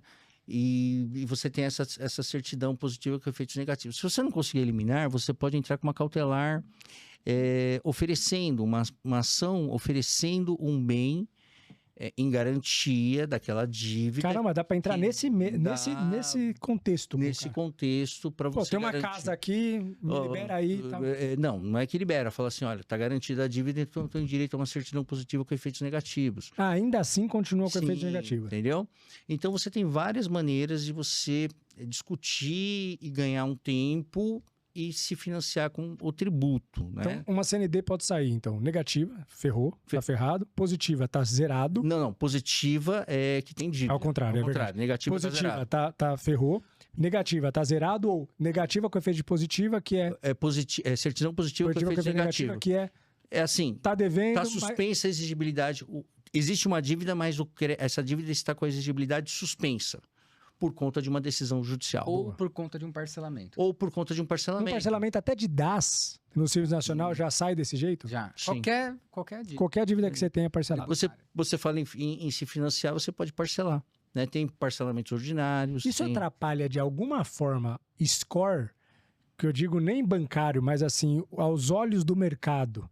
Pô, o cara tá negativa com efeito positiva com efeito negativa. Felipe, eu acho que até mais para mim isso aí, né, por conta... Você acha que isso comercialmente atrapalha alguma coisa? Cara, o cara eu fala, acho pô, que tá... esse mercado tá tão louco. Tem tantos negócios devendo impostos. O endividamento eu acho alto. que tem mais gente devendo do que não devendo, na minha visão, né? Que é muito comum você apresentar uma certidão positiva com efeito negativo, mas muito comum. Então, e tá tudo certo. Entendi. Então não atrapalha, assim. Não atrapalha. O cara não precisa ficar com esse negócio. Vai aparecer. Até porque ele vai ter outros indicadores para ele avaliar se você está bem, se você não está. Ele vai consultar o seu Serasa e tudo mais, e vai ver o histórico. Então tem outras situações. Se for banco, o banco consegue avaliar o seu Bacen, saber se o seu histórico de pagamento é em dia ou não. Então tem outros indicadores para você avaliar. Boa. Legal. Tá? Show. E aí, como que tira essa certidão se o cara tá devendo? Você tá devendo? O cara tá devendo. Desistou. Essa empresa aí de 100 e poucas milhas. Não, isso não tem certidão, é impossível. Não, mas aí já era, não tem o que fazer. Não tem o que fazer. Aí, o negócio dele não depende de certidão. Muitas vezes, Felipe, não depende de certidão, exatamente. E muitas vezes o que você faz é o seguinte, acontece muito nos nossos casos lá, ó, eu não tenho CND de uns casos aqui, mas olha só, a maioria dos meus processos, e aí o jurídico acaba fazendo o relatório, eu tenho um relatório, então esse aqui eu estou discutindo tal tese, esse eu estou discutindo tal tese, esse tal tese. Então, está sendo discutido. Isso nós estamos falando de coisas do passado por momentos que nós passamos. Só que, vindo daqui para frente, observe que no meu mês a mês está aqui os meus relatórios, eu não devo mais. Então, você consegue fazer defesas assim e quem está te analisando algumas vezes vão aceitar e outros não. E depende da sua relação comercial também. Então, isso costuma acontecer muito. Caramba, top. Show de bola, cara. Top esse episódio nem acabou, mas já tá recheado, cara. Meu, de novo, não assiste no 1.5, porque, cara, tá pesado o conteúdo, tá denso, você precisa processar. Disse, estamos chegando no final, eu tenho uma pergunta ainda, que acho que eu deixei a melhor pro final, que é o seguinte, essa é a dúvida de grandes empresários aí, uma dúvida grande dos empresários. Cara, tô devendo imposto, isso também eu vou fazer a pergunta gerencial e a pergunta jurídica. Vou sair até um pouco do... Tô devendo para fornecedor, tô devendo trabalhista, que aí entra um pouco na holding e tal, mas também tô devendo imposto pra caramba. Tudo que eu tô devendo que não seja imposto. Ricardo, tô devendo no meu CNPJ. Vou perder minha casa, isso vai vir pro meu CPF, meu carro vai ser apreendido. Como que funciona essa divisão entre pessoa física e pessoa jurídica? Porque isso é a grande dor de cabeça, quando o negócio, a bola de neve começa a te engolir e você, de certa forma, construiu um patrimônio, garantiu uma qualidade de vida para a tua família, e aí isso tudo começa a ser colocado em xeque. E o empreendedor entra em depressão nessa hora. Como que funciona a dívida da PJ? Ela engole a dívida da PF? Se sim, por quê? Se não, por quê? O que precisa ser feito para se defender? De uma forma geral, o CNPJ é esse baldezinho. Você tinha que falar do balde, né? Ele falava... Eu sabia, tá, ele não ia conseguir. Olha lá, O balde, CNPJ é o baldezinho, tá? Sim. Então, esse baldezinho, ele tem direitos e deveres, vamos dizer assim. Em que momento em que transborda direitos, excessos de dinheiro, lucro para o sócio? Momento que tem lucro, transborda... Sim. Sócio põe no bolso. Dividendos. Em que momento que transborda problema, dívida para o sócio? Quando há a desconsideração da personalidade jurídica para a pessoa física. Ou seja, quando isso impacta o sócio. A partir do momento em que as coisas que estão aqui dentro, os problemas, não são tratáveis. Porque o CNPJ, a dívida, num primeiro momento, é do CNPJ. E ele só passa a ser do sócio a partir do momento que não tem tratativa. Aí, quais são as tratativas? Então, se a gente tratar o problema lá no baldinho, ele fica isolado lá. Tem um detalhezinho que eu vou falar para o direito civil e para o direito tributário, tá? A maioria dos tipos de sociedade, né, a responsabilidade é limitada ao capital social integralizado. Isso é a regra. A desconsideração da personalidade jurídica é a exceção. É a exceção? É a exceção. Você só responde com seu patrimônio pessoal se você, em termos gerais, direito civil e direito tributário, praticar fraude, abuso do CNPJ, como eles chamam, resumindo, ato contrário à lei ou ao contrato social, confusão patrimonial. Porque assim, você, Felipe, é empresário. Só uma pausa, doutor, porque isso aí eu acho que vai dar um gancho legal para vocês. Confusão patrimonial. Isso é muito interessante você falar até nos seus próximos episódios, no dia a dia aqui, conscientizar os empreendedores, porque isso que é? É o cara misturar o PJ com a PF. Paga a conta do filho daqui, paga a conta de água do CNPJ. Compra jet ski com o dinheiro da empresa. E aí impacta, inclusive, nessa blindagem. É isso aí. Caramba. Então não pode fazer confusão patrimonial. Então, porque a lei ela já não falou assim, olha, eu vou dar uma chance, você quer empreender? Felipe, você não é justo que você põe em risco os seus bens particulares. Então, eu te dou uma legislação aqui que você vai integralizar o capital numa empresa e você vai responder com aquilo ali. A partir do momento que você começa a misturar a sua vida pessoal com a sua vida empresarial, aí o fisco vem e fala assim, já que você misturou tudo, eu te dei a chance, você não misturou tudo. Nunca olhei por esse prisma, tipo, você vai empreender? Peraí, cria um clone seu. É aqui, é uma chance. Começa a gerenciar tudo aqui. A pessoa jurídica é uma realidade imaginária. É, uma realidade imaginária. Nunca pensei por isso. Isso aí. Cria um clone seu. Então, tudo que é seu, pessoa física, CPF, fica aqui. Tudo que é PJ, fica aqui. Pronto. Se você misturou, não adiantou pra nada. Ou você praticou um ato contrário ao contrato social. Por exemplo, você está lá no contrato social que você não pode emprestar dinheiro. O sócio vai lá e empresta dinheiro. O sócio vai lá, isso já aconteceu também no escritório. O sócio vai lá e compra nota fiscal. Ele compra nota. Fraude. Eu brinco, batom na cueca, desculpa o termo. Sim. Compra nota fiscal. Aí os outros sócios não sabiam.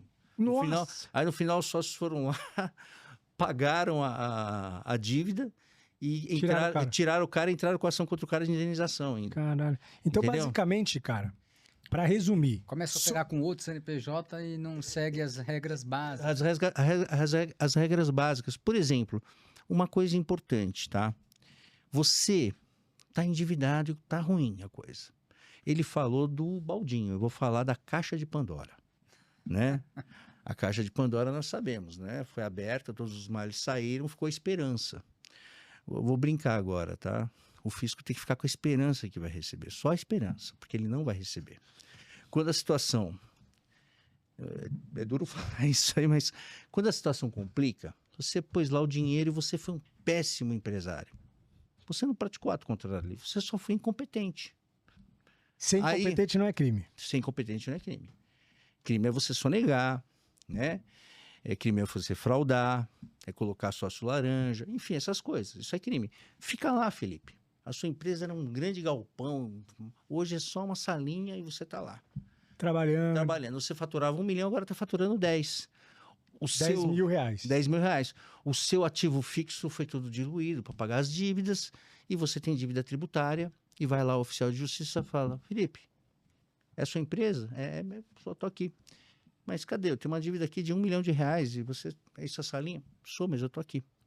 Eu era grande, me ferrei. Tá. A partir de agora, inclusive, eu estou pagando tributo, eu estou faturando só 10 mil, está aqui minhas obrigações tributárias, eu estou aqui, a empresa está faturando, não tem como pagar essa dívida.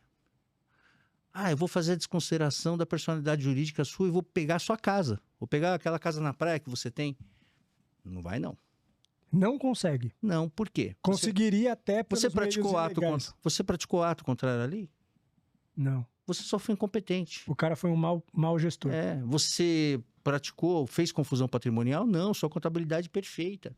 Então, você praticou ato contrário ao contrato social? Olha a importância da contabilidade, mais uma vez. Você praticou? Não. Sabe o que vai acontecer com aquela execução fiscal? Tem um artigozinho bonitinho, eu não gosto de falar de lei, que aqui é um podcast, né? Artigo 40 da lei de execuções fiscais. Vai ser suspensa. A dívida? Ela primeiro é suspensa. Depois ela extingue. Caraca, então se o cara tá com... Então esse 130 milha... Tem que ficar a dívida. Ela Difícil não pode, tá? A dívida não pode sair da caixa de Pandora. Lembra? Sim. Aqui, ela tem que ficar ali, ó. Ou do baldezinho. Sim. Do baldezinho. O fisco tá... não, entendi. Você vai pagar. Você tá com dificuldade, mas você vai pagar. Não, você não vai pagar. Não, o fisco tem que pensar nisso, né? Tem que ter essa esperança ativa. Pessoal, eu como consultor tenho que fazer a empresa conseguir pagar, nem que seja 100 anos, alongar a dívida e eu posso pagar pouquinho por mês. na última linha, entendeu? Se o fisco quiser, ele pode tentar penhorar o meu faturamento. É isso. 5%, a jurisprudência está em 5%, 10% com muito, ele vai pegar você fatura 10 mil, ele deve 1 milhão, vai pagar. Ele deve 1 milhão pagar. E vai pagar R$1.000 por mês. Você fica o resto da vida pagando. Fica o resto da vida pagando. Dívida tributária. Morri. O que acontece? A dívida tributária fica no CNPJ. Fica no CNPJ da Isso empresa. É herdado? As cotas são herdadas, mas fica sempre no CNPJ. Você só não pode fechar a empresa. E aí os filhos vão ter que continuar essa administração. Enquanto estiver dentro da caixa de Pandora, vai ter que continuar. Eu costumo dizer o seguinte, você nunca fecha a empresa. Mantenha a empresa viva, faturando, cumprindo as obrigações. Rala para faturar. Mesmo que pequenininha. Mesmo que pequenininha. Nossa, tem vários clientes que fazem isso. Sim. Porque o cara tá naquela situação, ele fala assim, se ele fechar, vai pro CPF dele. Aí ferrou. Aí ferrou. Isso estimula ele a ficar vivo mesmo, a reinventar, criar um plano para ele Muitos negócios até ressurgem. Ressurgem daí. Exatamente. Então, para resumir, sou empresário, tô devendo imposto, tô com uma dívida maior do que eu posso pagar. Isso vai vir pro meu CPF? Se você fizer essa receitinha de bolo, eu garanto que não. Aí é organizar, manter a empresa em pé, mesmo que faturando pequenininho. É isso aí. Que não vai vir pro CPF. Pode ficar tranquilo. Mantenha a dívida no balde. Mantenha a dívida no balde. Caraca, bicho. Isso já é a importância do contador, a importância do advogado tributarista para conseguir organizar isso. E os processos, claro, você não pode deixar nada correr a revelia. Dívida tributária... O que é correr a revelia, doutor? Desculpa. juridiquês. É deixar assim, tô devendo, deixa. Não pode deixar solto. Sem advogado, deixar correr sozinho, entendeu? Aí vai virando uma bola de Porque neve. o fisco, ele pode pedir a desconsideração e você nem perceber, né? Aí já era. Aí já é. Não, Se desconsiderou... Ó, eu vou dar um exemplo para você de situações de desconsideração da personalidade jurídica. Gerência da empresa. Eu tinha um caso, há uns anos atrás, que ainda existe, por incrível que pareça, uma senhora que era dona de uma empresa, era sócia, e estava lá no contrato social que ela era sócia e ela administrava. Lembra? É o que eu falei. Ela administrava. Só que ela teve problemas psiquiátricos, enfim. Ela, de fato, não administrava. E nós provamos isso, que ela não tinha capacidade mental. Depois foi até interditada o tratamento. Havia ocorrido a desconsideração, o juiz já tinha decretado, nós entramos com recurso e reformamos essa decisão e ela foi excluída do polo passivo da dívida. Caramba! De uma empresa que tinha cessado as atividades, porque de fato não foi ela que era sócia da empresa, não era ela que administrava a empresa. O sócio cotista, por exemplo, né, ele não responde jamais por desconsideração da personalidade jurídica. Estou falando em direito civil e direito tributário. Trabalhista, eu não vou me atrever. Sim. Mas que eu saiba é o seguinte, lá é diferente. Lá a empresa não conseguiu pagar, Toma. o sócio vai pagar. Trabalhista é Trabalhista é diferente. Nós né? já vimos, estava discutindo que a gente já viu o caso do consultor, tá com foto do lado do... Conta esse caso aí. Eu tenho um caso do interior, um colega do Ricardo aqui, interior, né? Aí a empresa da cidade, ele pegou e tirou uma foto, novo consultor da empresa, o Ricardo, né? Consultor todo dia, né? todo Como se fosse dia. um gerente, mas consultor. No baile do Lions, aquele negócio todo, bingo, execução fiscal municipal da prefeitura, desconsideração da personalidade jurídica, pegou trabalhista, pegou o consultor também. Mentira! Pegou, penhorou a conta do consultor, bloqueou a conta do consultor.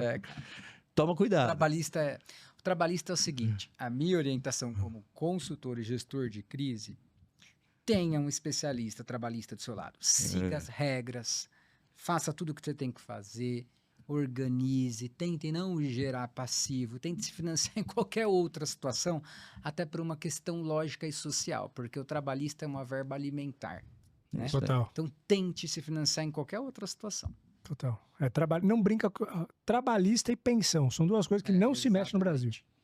É isso aí, verba alimentar, como você falou. Exatamente. Cara, que podcast, cara. Insisto, foi top, bichão. Obrigado. Ainda não acabou, eu tenho uma pergunta final pra fazer, mas eu queria só pedir licença rapidinho pra agradecer os patrocinadores. Fica à vontade. Já volto. Tiagão, tá tudo no esquema aí?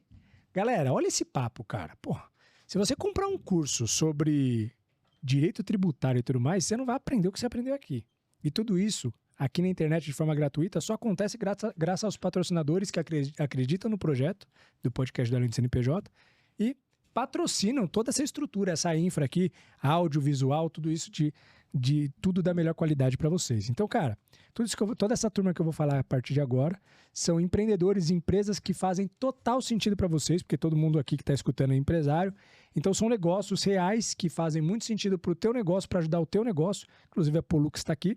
Disse isso, está entrando também. Então, cara, basicamente, o que a gente está fazendo? Trazendo soluções para vocês. Então, presta atenção, não pula necessariamente, porque, cara, a galera aqui com certeza vai te ajudar bem. Então, quero começar agradecendo meu parceiro CMC Displays do Adalto de Carvalho. Está precisando vender mais? Então, seu negócio precisa de soluções criativas para PDVs. Balcões, bandejas, displays e muito mais. O site, o arroba aqui na tela. Pessoal, PDV. Se você tem um PDV, um ponto de venda, você precisa aumentar seu resultado. Simples assim. E às vezes você não está fazendo o que precisa ser feito para você conseguir aumentar ticket médio, aumentar a lucratividade, aumentar brand e tudo mais. Cara, soluções simples às vezes mudam pra caramba o resultado que você tem. Então, pensa, você trazer coisas para aumentar o tempo de permanência do seu cliente na loja, aumentar os pontos de contato, aumentar as sensações que ele tem junto com a tua marca. E às vezes fazer uma experimentação dos seus produtos e serviços pode mudar totalmente o que você vai conseguir angariar de resultado. Então, cara, pensa em melhorar melhorar o seu PDV com soluções criativas. Às vezes balcões, bandejas e tudo mais que você consiga personalizar e experienciar isso para o seu cliente do que você faz. clique em qualquer lugar dessa tela, fala com a CMC, que os caras têm várias soluções prontas para te atender e com certeza vai trazer um up no teu PDV. Tamo junto. Agora eu quero falar da SMB Store, do meu parceiro Alonso. Desde 2018, a SMB Store tem ajudado micro e pequenos empreendedores a controlarem seu estoque, suas vendas, seu financeiro, tudo isso com um sistema acessível e fácil de usar. Tá aqui o site e o @ da SMB aqui na tela. Pessoal, você que é um pequeno empreendedor, muitas vezes você quer controlar a tua empresa do jeito mais fácil. E às vezes o jeito mais fácil não é o melhor. Mas se eu te disser que existe um jeito mais fácil e melhor de gerenciar, que é um ERP focado em pequenas e médias empresas, micro e pequenos empresários, para justamente facilitar o que é um BO na vida do empreendedor. Implementar, treinar, alimentar um ERP que seria o nosso sonho de consumo como pequeno e médio empresário, né? Mas que no dia a dia isso complica. Mas, cara, tem uma solução muito legal que é a SMB Store, que é um sistema tão simples de usar quanto uma rede social, é fácil de implementar, é fácil de você aprender, é fácil do seu time aprender, é tão fácil mexer quanto uma rede social, é intuitivo e vai te ajudar demais. O preço dos caras é muito agressivo e eles são especialistas em micro e pequenos negócios. Então você que é micro e pequeno, faz sentido um ERP para você? Se faz sentido, vai na SMB de olho fechado, depois volta aqui para me agradecer. E se o ERP que você tem é mais difícil do que deveria, mais complica do que ajuda, é burocrático, trava processo e tudo mais, considere a SMB como parceiro, porque com certeza absoluta eles vão ajudar a destravar o teu negócio e fazer o teu negócio prosperar. Tamo junto, muito obrigado. Agora eu quero falar da Agência RPlan, do Rodrigo Álvares. A Agência RPlan oferece a solução completa de marketing digital para negócios, cuidando das empresas com olhos de dono. Desde a criação de sites, gestão de anúncios, planejamento estratégico, social media e SEO. Está aqui o site e o @ da Agência RPlan aqui na tela. Marketing digital é coisa séria. E muitas vezes a gente vai numa agência de marketing e fala: eu estou precisando fazer uma mudança estratégica no meu negócio, estou precisando fazer um posicionamento online, estou precisando vender mais. E os caras vêm com várias ideias mirabolantes e tudo mais, sempre puxando sardinha porque eles fazem bem para ganhar dinheiro. Não é à toa, tá certo, tudo bem, eles têm que fazer isso. Mas, cara, às vezes falta um planejamento estratégico olhando o negócio numa visão 360, uma visão holística, olhando rede social, posicionamento, como a gente pode fazer. E um dos caras que do marketing digital todo que eu já conversei, tanto já conversei, em alguma das reuniões de marketing falou: não, isso aqui não faz sentido, isso aqui não, isso aqui e tal. E, cara, foi sincero, eu gostei da sinceridade desse cara. O cara não quis me vender a qualquer custo, ele quis me trazer a melhor solução. Então, é bem importante a gente ter pessoas do nosso lado, no marketing principalmente, que é um setor tão importante para a empresa, que tenha de fato esse olhar do dono, né? Não queira só pegar o teu dinheiro, mas queira te trazer resultado e crescer junto com a tua prosperidade. Então, eu sei o quanto o marketing digital tem gente disponível no mercado, o primo de sei lá quem, o filho de sei lá quem, o vizinho de sei lá quem. Só que às vezes é igual a Netflix, com tantos títulos, com tantos filmes, com tantos profissionais no mercado, a gente fica com dificuldade de escolher um sério, um que vai valer a pena. Então, se faz sentido o que eu estou falando para você e você concorda com o que eu estou falando, marketing digital é coisa séria, precisa estar na mão de alguém que vai olhar com um olhar atencioso, carinhoso, com um olhar de dono mesmo, como a gente faria. Clique em qualquer lugar dessa tela, fala com o Rodrigo da RPlan. Ele é meu amigo que a vida profissional me trouxe e que hoje cuida de todos os meus negócios. Pode ir de olho fechado que o cara faz um baita de um trabalho de marketing digital em todas as esferas. Tamo junto. Agora eu quero falar da WJR Consult, do meu parceiro Valenstein Jr., gestão financeira descomplicada para empresários. O site e o @ aqui da WJR aqui na tela. Gente, gestão financeira é um bicho de 7 cabeças. E muitos empreendedores fazem isso muito mal, muito mal. Alguns acham que fazem muito bem e fazem ok. E muitos do que fazem bem, muitas vezes está precisando profissionalizar KPIs e visão estratégica de análise. Então, os 3 cenários, dos ruins aos médios aos bons, ainda assim falta muitas vezes para a gente que está no universo das PMEs, pequenas e médias empresas, falta profissionalização. Só que por que a gente não profissionaliza? Porque é muito complexo no geral. Só que existe uma empresa que traz uma solução descomplicada e parece que é papo para boi dormir, mas não é descomplicada mesmo, cara, é muito focada na gestão do negócio, até porque essa empresa, o Valenstein que está à frente, ele é empresário, então ele sabe da dor do empresário, então ele não fica cheio de frufru, trazendo coisa que não se aplica, só porque o livro lá de administração está escrito que é bom. Não, ele traz uma coisa simples e fácil e prática de a gente aplicar no negócio e que traz um resultado surreal, cara. toda hora eu fico triste de ter demorado tanto tempo para profissionalizar a gestão financeira do meu negócio, porque, cara, mudou os números. Então, cara, se faz sentido isso que eu tô falando para você, e por acaso, talvez isso seja uma dor sua, vai de olho fechado, clique em qualquer lugar dessa tela e fala com a WJE e fala com o meu parceiro Wallenstein, e depois você vai voltar aqui para me agradecer. Os caras se pagam nos primeiros meses, cara. Você vai ver como é surreal o que eles transformam a sua empresa. Tamo junto. Agora eu quero falar da Inspira Capital, do meu parceiro Fabiano Brito. Operação e gestão financeira por assinatura. O braço direito do empreendedor. O site e o @ da Inspira Capital aqui na tela. Gente, quando a gente fala de gestão financeira, né? Quanto você vai pagar, quanto você vai receber? Antigamente a gente colocava uma menina para fazer isso, uma moça para fazer isso, dependendo do tamanho da empresa, colocava um profissional caro para fazer isso. Só que, cara, antigamente, como todo mundo fazia dessa forma, né? Começou a se aventar a possibilidade de terceirizar isso, só que muita gente ficou receoso. Pô, eu vou terceirizar o meu financeiro, a pessoa vai entrar no meu banco, né? Eu não recomendo. Só que quando você vai entendendo como funciona, ainda mais hoje com os acessos bancários que existem, né? Você tem login e senha diferente, o banco mesmo você consegue criar um acesso que a pessoa não tem acesso a saldo, não tem acesso a fazer nada, você dá as limitações, né? Os acessos e as permissões de acordo com o usuário. Você consegue simplesmente fazer uma pessoa acessar teu banco para programar os pagamentos de forma extremamente segura, sem a pessoa ter a visão de nada. Ela entra, não vê saldo, ela não vê nada, né? Ela não consegue movimentar dinheiro, ela não tem poder nenhum a não ser programar, justamente por uma assistente, uma secretária, um funcionário, uma empresa de BPO. E hoje em dia, cara, não é mais presente, não é mais futuro, é presente o BPO financeiro. Vale muito a pena, porque o custo é para com o custo de um funcionário, só que não tem atestado, não tem férias e tudo mais, não tem reclamação trabalhista, mas principalmente, cara, o salto de qualidade que você ganha no seu financeiro com uma profissionalização muito legal, porque querendo ou não, você está contratando uma empresa especialista nisso com vários profissionais que conseguem trazer uma fatia dos seus serviços para o teu negócio. Então, cara, faz muito sentido. Então, o BPO financeiro, de novo, não é mais futuro, é presente. E se você sente que está na hora de você dar esse passo na tua empresa, clique em qualquer lugar dessa tela e fala com a Inspira Capital, do meu parceiro Fabiano Brito. Os caras são ótimos, fazem o BPO financeiro do além do CNPJ. Cara, zero o que falar. Os caras são só elogios que eu tenho para os caras, depoimento de cliente, além de tudo. E com certeza eles podem te ajudar aí no seu negócio também. Clique em qualquer lugar dessa tela e fala com os caras. Agora eu quero falar da Polux. Ricardo Ferrazini, meu parceiro. Sabia que existe a oportunidade de desembolsar menos com impostos através de planejamento tributário? Especialista em gestão de tributos e de crise. @Polux Online. Gente, eu falo isso que, cara, sempre quando eu falo as pessoas falam, não pode ser, cara, 70%. Isso aí é um dado meu, tá? Mas é bem aproximado, tá? Esse estudo, essa pesquisa não existe, mas é bem aproximado. 70% das empresas pagam mais impostos do que deveriam. O manicômio tributário que o Brasil tem é para complicar mesmo, para o empresário errar e pagar bem mais. Inclusive existem, não vou citar aqui alguns casos, mas existem até impostos e multas que os caras fazem cálculos errados, porque, cara, pouquíssima gente reclama e no final vem batendo um alto custo que você simplesmente paga por não ter conhecimento.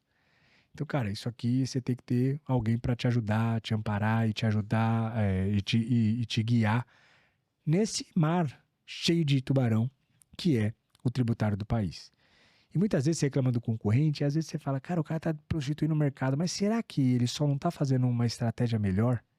Uma gestão melhor? Será que você não está pagando imposto a mais e ele naturalmente pagando a menos dentro da lei não está sendo mais competitivo? Cara, se você fatura mais de 200 mil por mês, mesmo que você esteja no Simples, talvez você já está pagando imposto mais do que deveria. Então clique em qualquer lugar dessa tela, chama lá o pessoal da Polux, troca uma ideia com eles sem compromisso e com certeza absoluta eles vão de maneira justa, de maneira séria, maneira correta, maneira dentro da lei, te ajudar a fazer um planejamento tributário bacaninha e conseguir fazer você economizar imposto, tá bom? Depois você vai voltar aqui para me agradecer, pode voltar mesmo, eu quero esse agradecimento. Tamo junto. E agora eu quero falar da Max Service, contabilidade que tem como missão a parte consultiva ao empreendedor, estando sempre próximo da gestão da empresa. Com um ecossistema completo, oferece atendimento desde o Simples Nacional até o Lucro Real. E inclusive o Lucro Real, eles são especialistas. O @ e o site da Max Service aqui na tela. Pessoal, contabilidade não é custo, é investimento.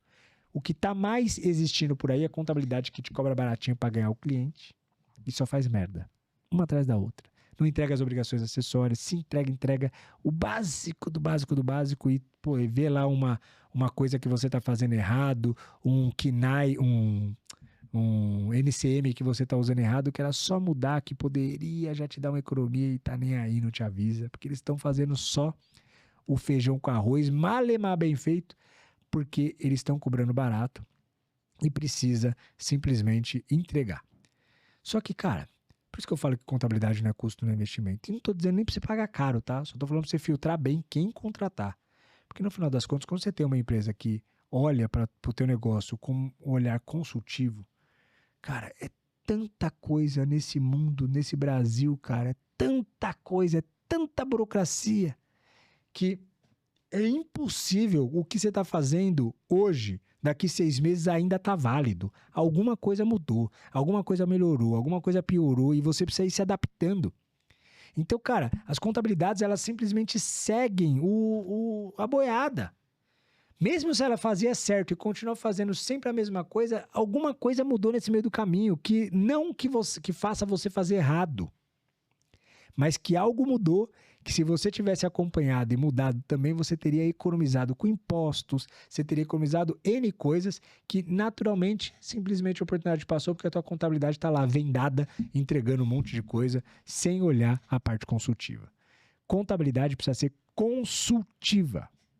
Se você não tem uma contabilidade consultiva, você está perdendo dinheiro. Estou afirmando com todas as letras garrafais. Porque contabilidade, quando você tem uma boa contabilidade, cara, é surreal o quanto você evolui, cresce no seu negócio e ganha oportunidades com várias coisas que eles te trazem, tá bom? Se você não tem uma contabilidade consultiva, cara, sugiro realmente que você considere colocar uma contabilidade que tenha esse olhar próximo da gestão contigo, né?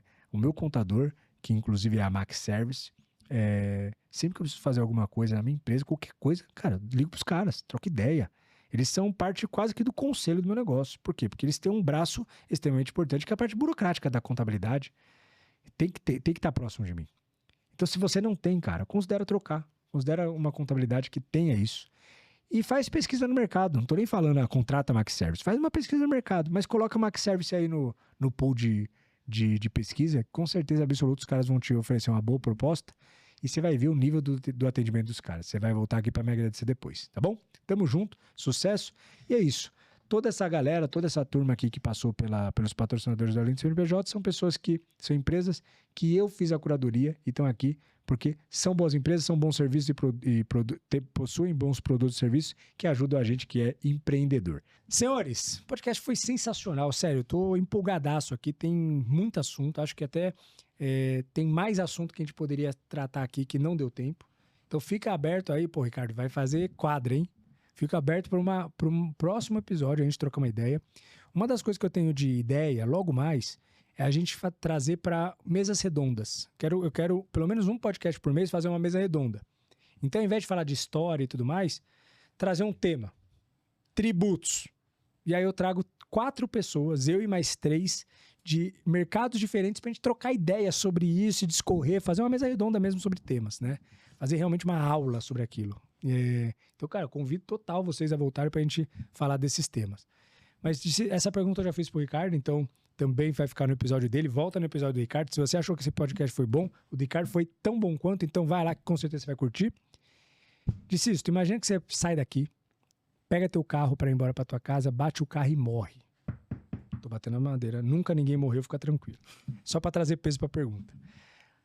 Cara, imagina que acontece isso e essa é a tua última aparição, cara. Tua família, todo mundo que te conhece tá te vendo pela última vez agora.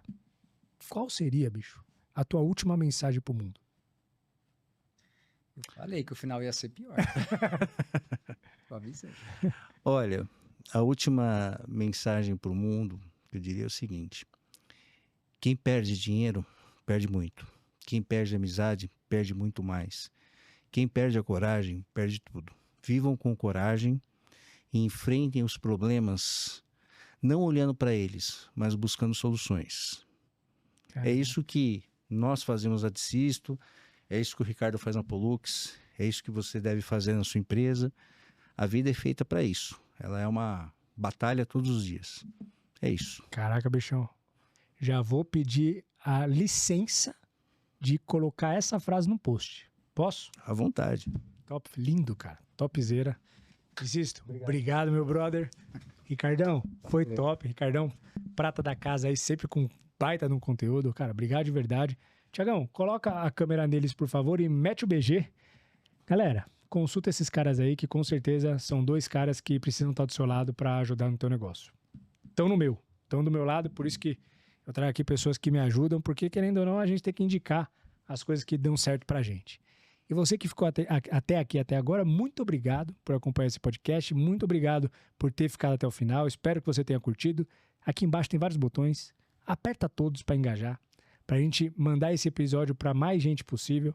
Inclusive, vamos tirar os tributos do Lula, falando aqui, porque o cara tá cobrando errado. Então, pelo menos que fique no nosso bolso. Não, eu já tô colocando política no meio. E é isso, galera. Vamos se conscientizar sobre a parte tributária, porque nós vivemos no manicômio e se a gente viver cego nele, ultrapassar esse universo de forma cega, quem vai se ferrar é a gente. Então, a gente precisa ter consciência. Eu acho que esse podcast trouxe muita luz para esse sentido. Tá bom?